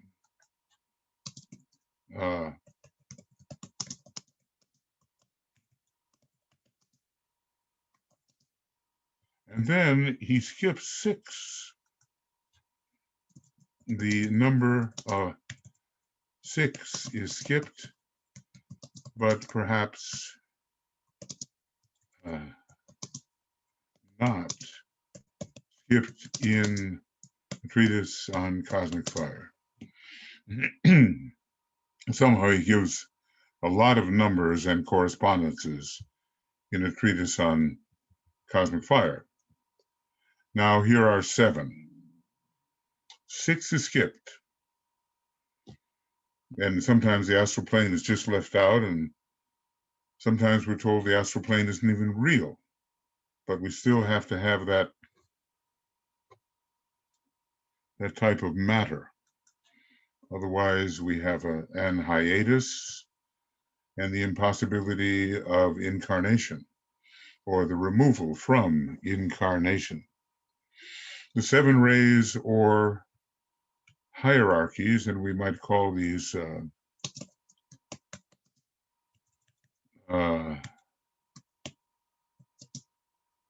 that's Chohan's creative hierarchies. I know I have a code word for that. The 7 colors, white light broken into the 7. Sometimes when you look at the ashrams, you wonder I have wondered whether the major ashram is an eighth or a first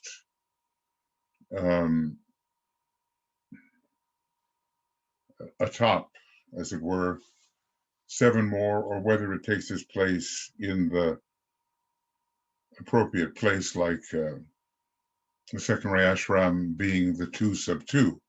I think lately I've hit upon the idea that it is its own kind of inclusive ashram containing all, so that the number is 56 and not just 49. 8 times 7, with the one Chohanic ashram containing everything, and reflected, let's say secondary ashram, reflected in the 2 sub 2, but not being the 2 sub 2. That has to be worked out. The 7 colors we've been studying, the 7 planes of manifestation, clear. The 7 Kumaras, so we might call them the 7 sacred planets, or the or interplanetarily, the 3 Buddhas of activity, the 3 esoteric Kumaras, and Sanat Kumara.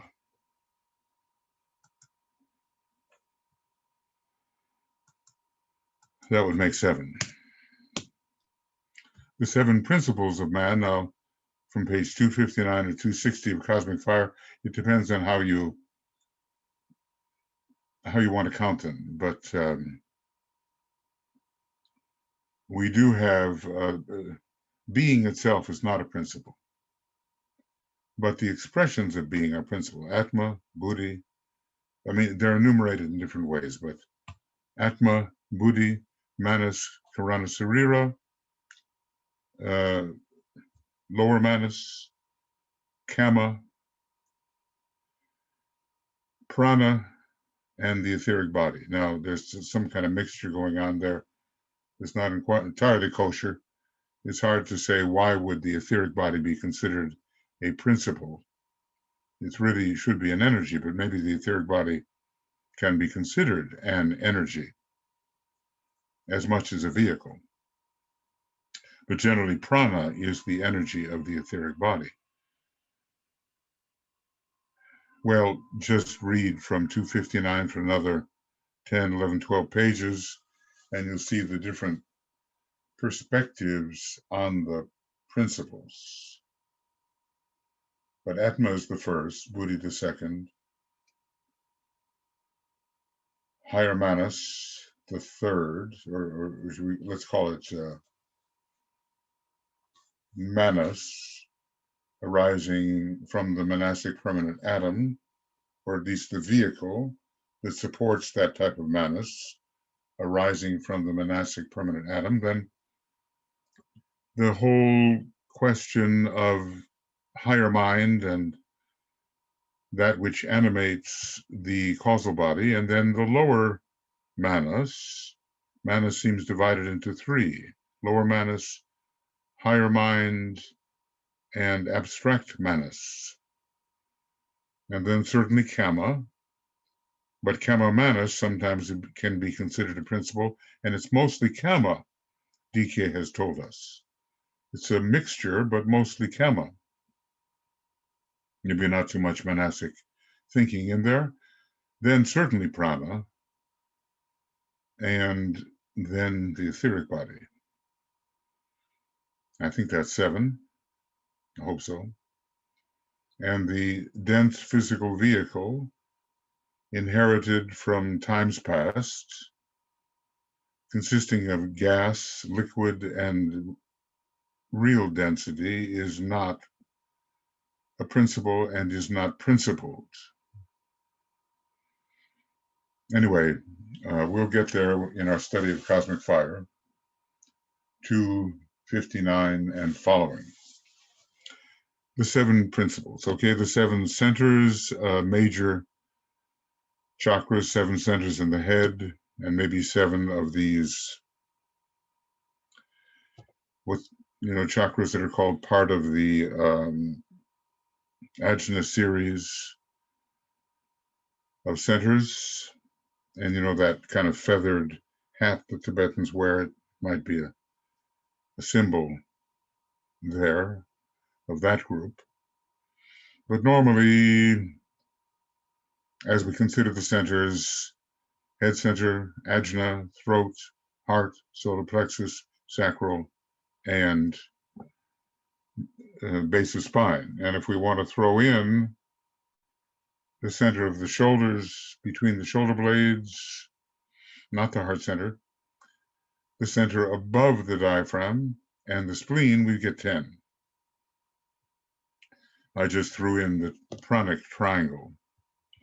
The 7 chains of any particular planetary scheme, the 7 globes of any particular planetary chain, the 7 rounds of a planetary scheme, planetary chain, but also 7 larger scheme rounds of a planetary scheme. So from chain to chain to chain, but not necessarily in the, there's probably a lot of back and forth, and not just finish this one to the next, and all that. The 7 initiations, which take us either from 1 to 7 or 3 to 9, etc.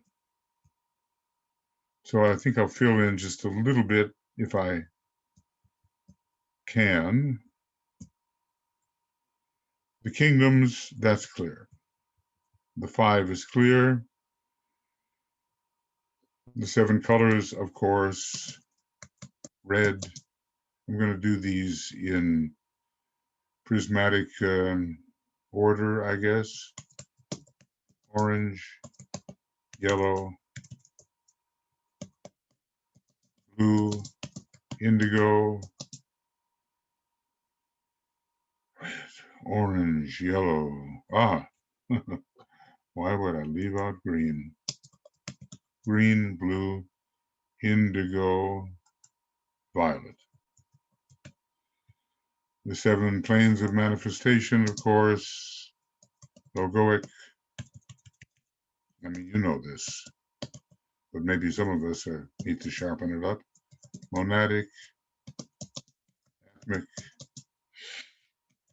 Buddhic, monastic, kamic, astral, and physical, really etheric physical.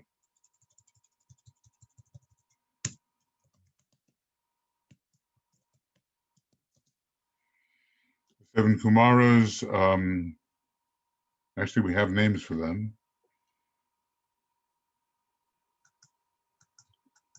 And interplanetarily, and we have names. That's startling, isn't it? There's only one that doesn't begin with an S.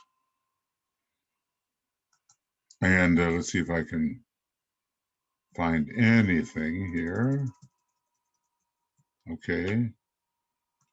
So it would be in my AAB extracts, which I think you'll find, you would find it helpful. It's been such a lifesaver for me. And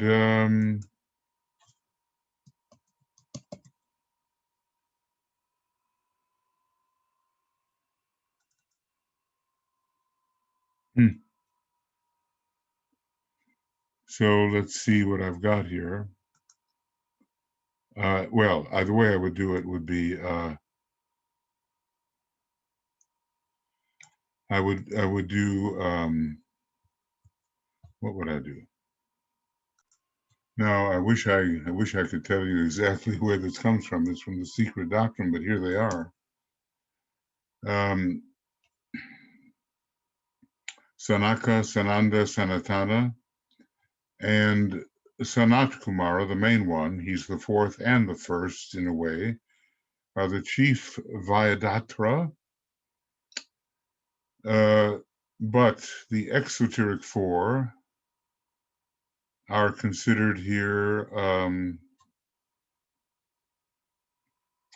Sanat Kumara, the central one, again, Sananda, Sanaka, and Sanatana in a different order, and the esoteric three, Sana, Kapila, the only one that begins without a S, and Sanat Sujata.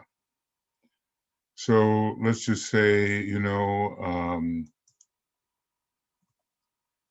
from the secret doctrine. So there are 7 from the and there are 7 of these. And from the ST, secret doctrine. Yeah, I'll have to somehow remember how we found those esoteric Kumaras and exoteric Kumaras, cycling in and out. Well, I think the thing that I have to do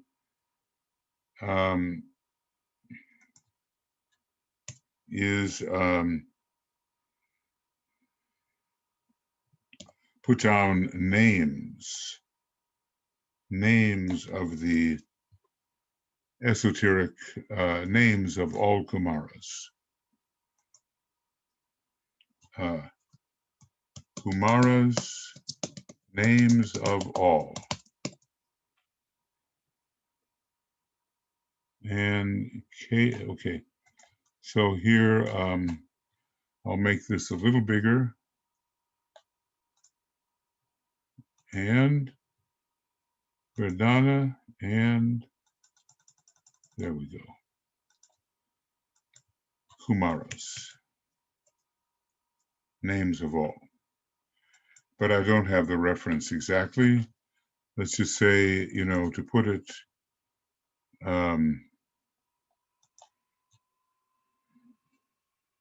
somehow to put that in the AAB extracts, Kumaras, names of all Kumaras, which I think means something like chaste youth or holy virgin youth, filled with power, something of that nature. Okay. All right. Now a little bit more. Okay, the 7 principles of man. Well, what should I say? There are just so many different ways of looking at that. And go to page 259 of a treatise on cosmic fire and following. So we have Atma, Buddhi, Manas, abstract mind,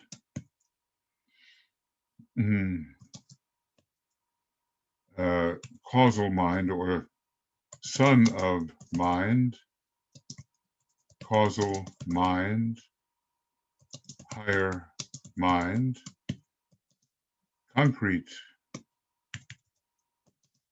mind, Kama.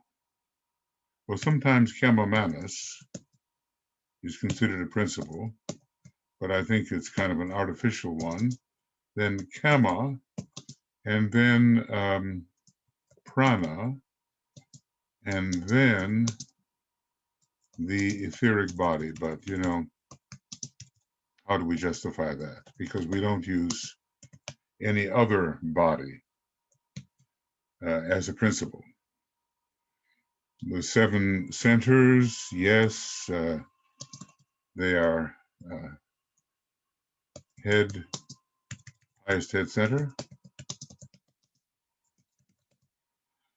with the major center of 12 petals within it, ajna center,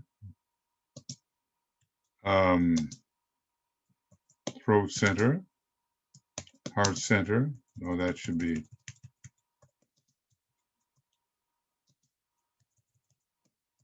heart center, solar plexus center,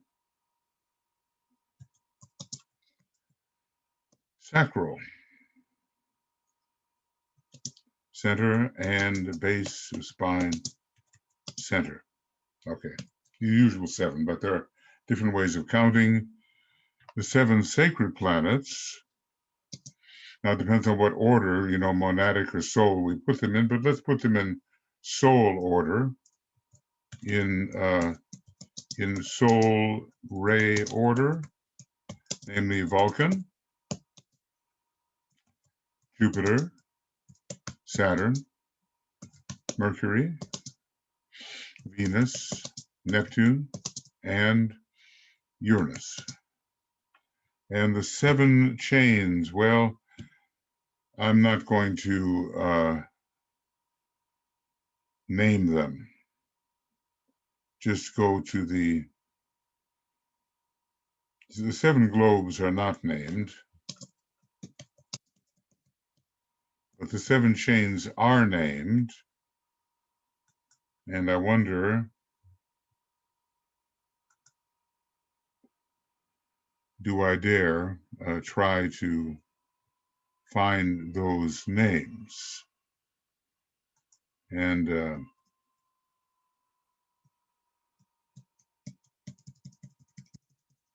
let's open here. Okay, so far, let's just see how far we can go. Well, here are the chains, but in what number are they found? Let me just repeat them and not write them down.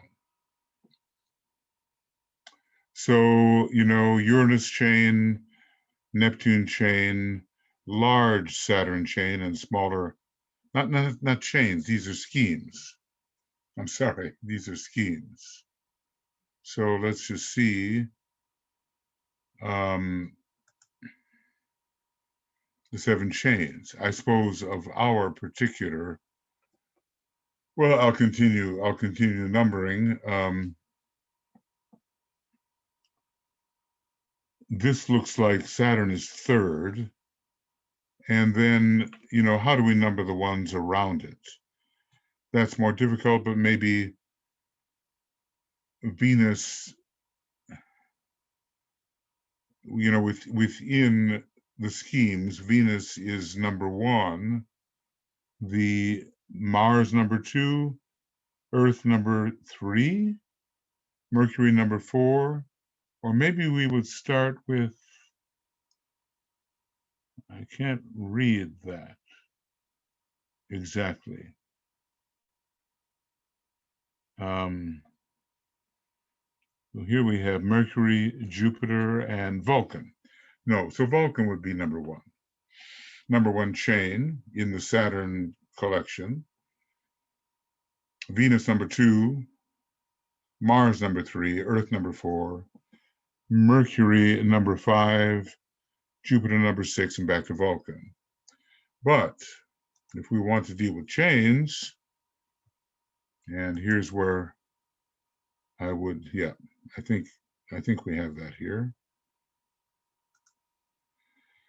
We have the first chain being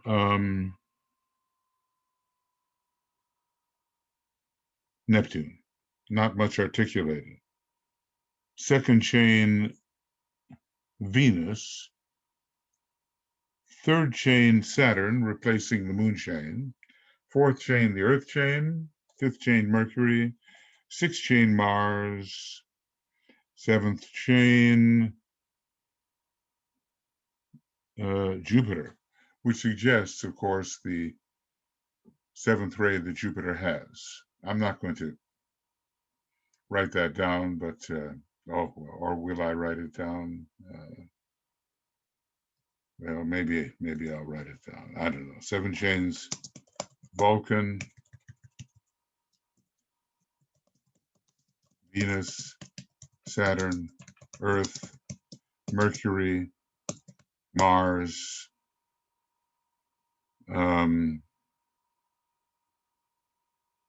Mars is 6th, Uranus 7th. Am I getting that correct?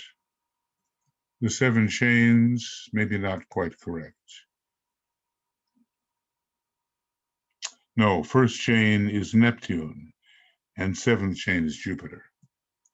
So first chain is Neptune, then Venus, Saturn, Earth, Mercury,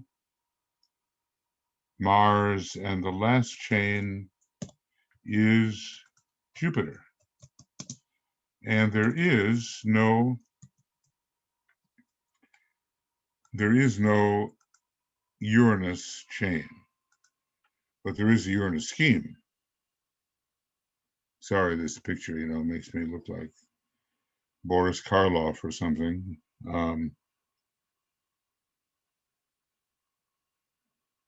Yeah, 6th chain is Mars, and there is no Vulcan either. No Vulcan chain, no Uranus chain. Okay.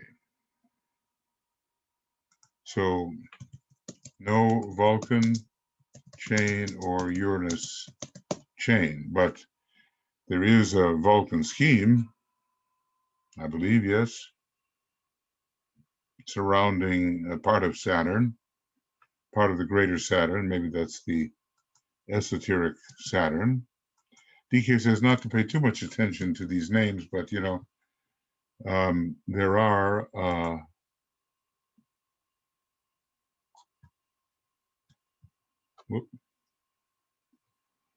are hints. So what I want to do here is make sure that you see this, and it looks like I may have cut it off, but there it is. Neptune, number 1, Venus, number 2. These are chains in the Earth scheme. Saturn, number 3, Earth, number 4, Mercury, number 5, Mars, number 6, and Jupiter, number 7. No Vulcan, no Uranus, and let's see. We have no Vulcan, but we do have Mercury. We have a Venus. We have an Earth. We have a Mars. We have a Jupiter. We have a Saturn. We have a Neptune. We don't have a Pluto.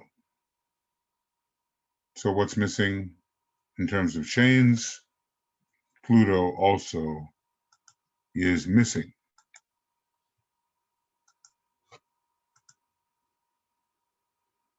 A chain or Pluto chain.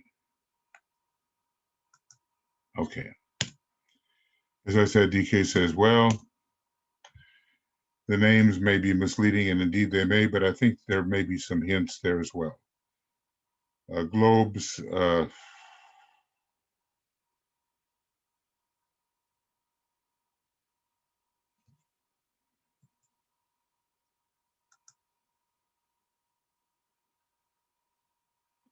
well, there are globes. Yes, there are globes. So excuse me for piling in on this.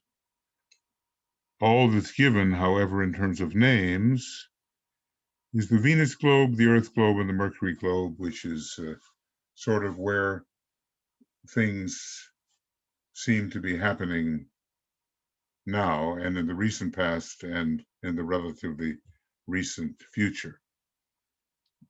And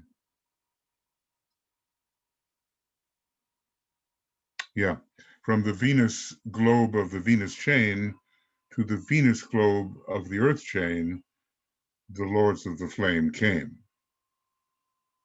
And then, established themselves on the fourth globe. And then I don't know what they'll do on the fifth globe, but it is named at least. So that's, very much how I do things. I say I won't do them, and then I do them. Okay. With 7 rounds, and we are in the 4th chain round, and also in the 4th scheme round of the Earth scheme. FOURTH. The 7 root races and sub-races, well, you go into the theosophy for that. I don't remember them all, but we have, what do we have? Adamic, something like that. Can it be so?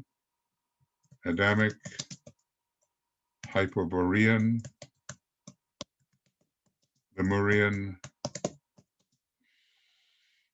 Atlantean,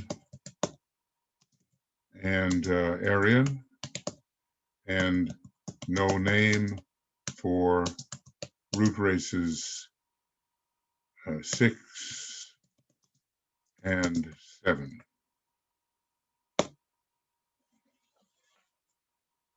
Well, but there are all kinds of sub races there, and maybe in Leadbeater's book, Man, Whence, Why, and Whither, maybe in The Secret Doctrine, there will be different subgroups, Semites, Toltecs,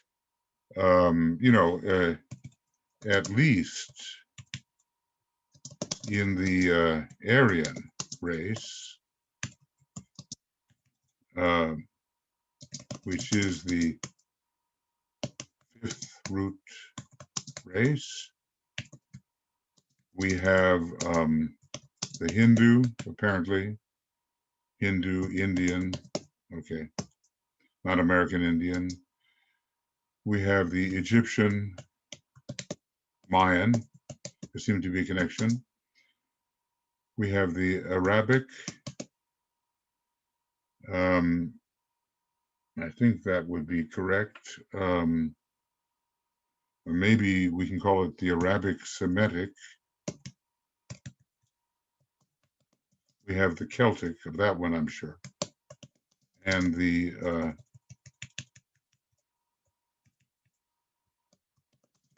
Teutonic. And then again, we're not given any further names. Now, there's also an ancient Semitic group in Atlantean times, but Arabic Semitic seem to go pretty much together, even though there have been great divisions in terms of hostility. And the 7th initiation, 7 initiations, fill it in, birth of the Christ, baptism, transfiguration, or glorification, crucifixion, or great renunciation, mastership, or revelation, a decision, and resurrection.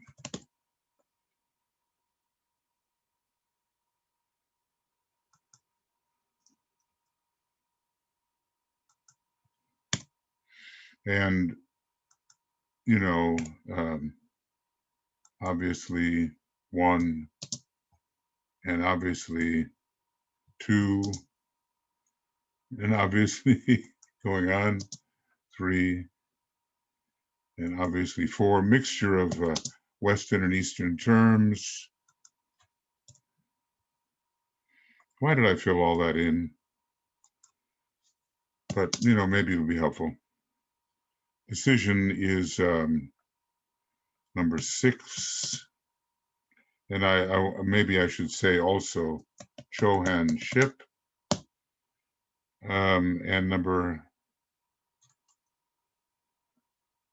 resurrection and higher Chohanship of the 7th degree. So that's number 7. Okay.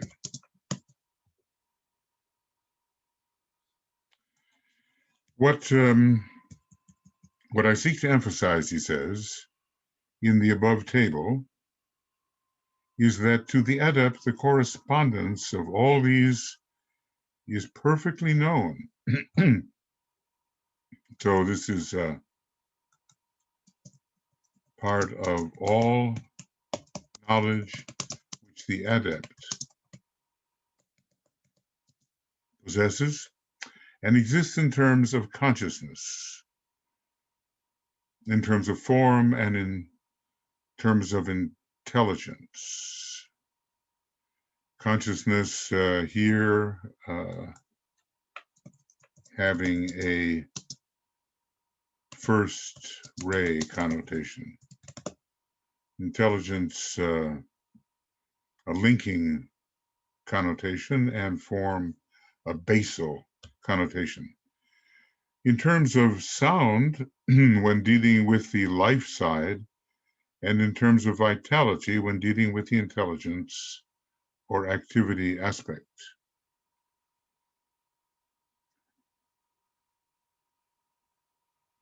So he knows it, if I may so express it, in terms of color with form. And that's really interesting because color is a great veil, as is form. In terms of sound, when dealing with the life side, because there is a sequence, sound, how does it go?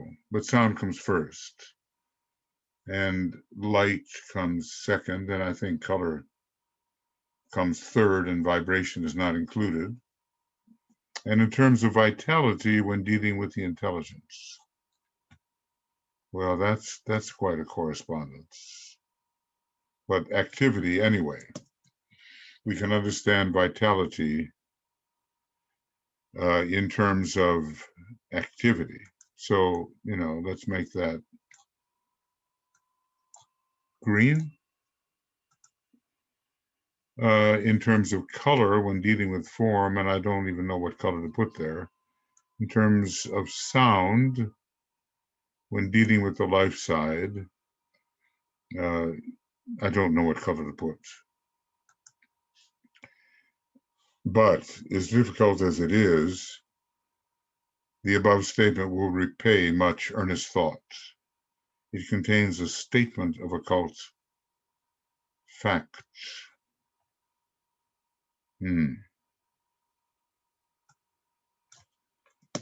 Wouldn't you know it, whenever things are really hard to understand, he says they are the most important.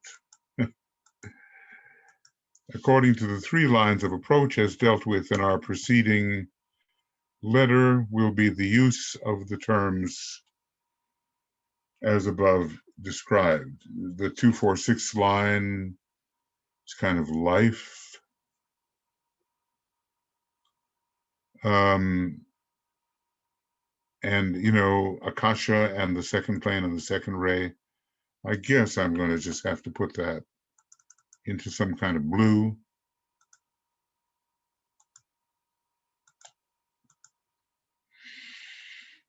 Vitality when dealing with the intelligence, green, okay. But color when dealing with the form, I just don't know what to put there. Maybe, all colors. you know, let's just put it like this.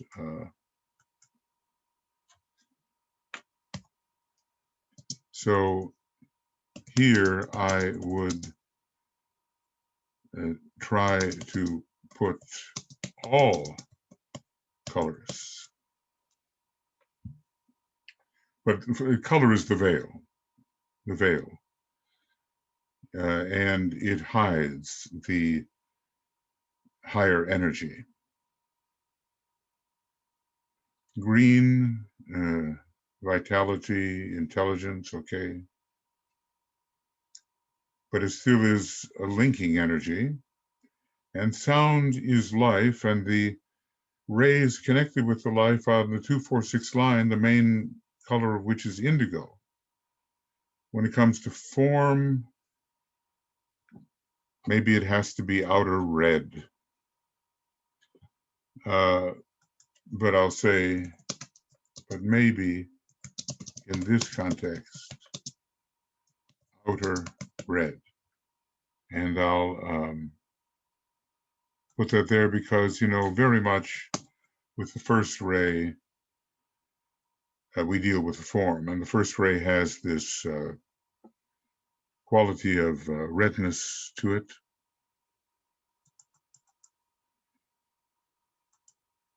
So, you know, can we find our way? That's the question. Okay.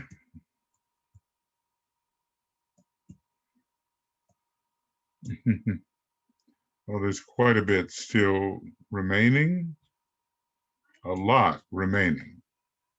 So I'm going to just, for the moment, pull back and we'll see where we will be. Okay, well, I think I'm going to stop here. We've covered 7 pages, and it's a lengthy program. Program 46 from 223 to 230, and now, you know, since we have to go to 253 or something like that, there's no sense pushing on endlessly. So program 47 will be next, whether I do more tonight or whether, you know, on some day tomorrow or whenever it happens to be. Color in the microcosm and macrocosm is coming up, and it takes us 6 pages. It's going to be, again, a long one. Effect on the environment, yeah. It's really, you know, like some kind of PhD project, and even a wider scope. So, okay, little light here. And thank you for being present. And Tui and I send our love, and so do all the members of the communication team and the faculty of the Moria Federation and the board of the Seven Ray Institute and so forth. So we'll be working with you and continuing, and hopefully whatever I've said has not been too misleading. It's not like the Tibetan talking, you know, like, you know, clear, perfectly outlined flow. I'm just trying to make connections here. And maybe those connections will yield some light at least. Oh, see you soon then. Okay, with the program number 47. Bye-bye for now.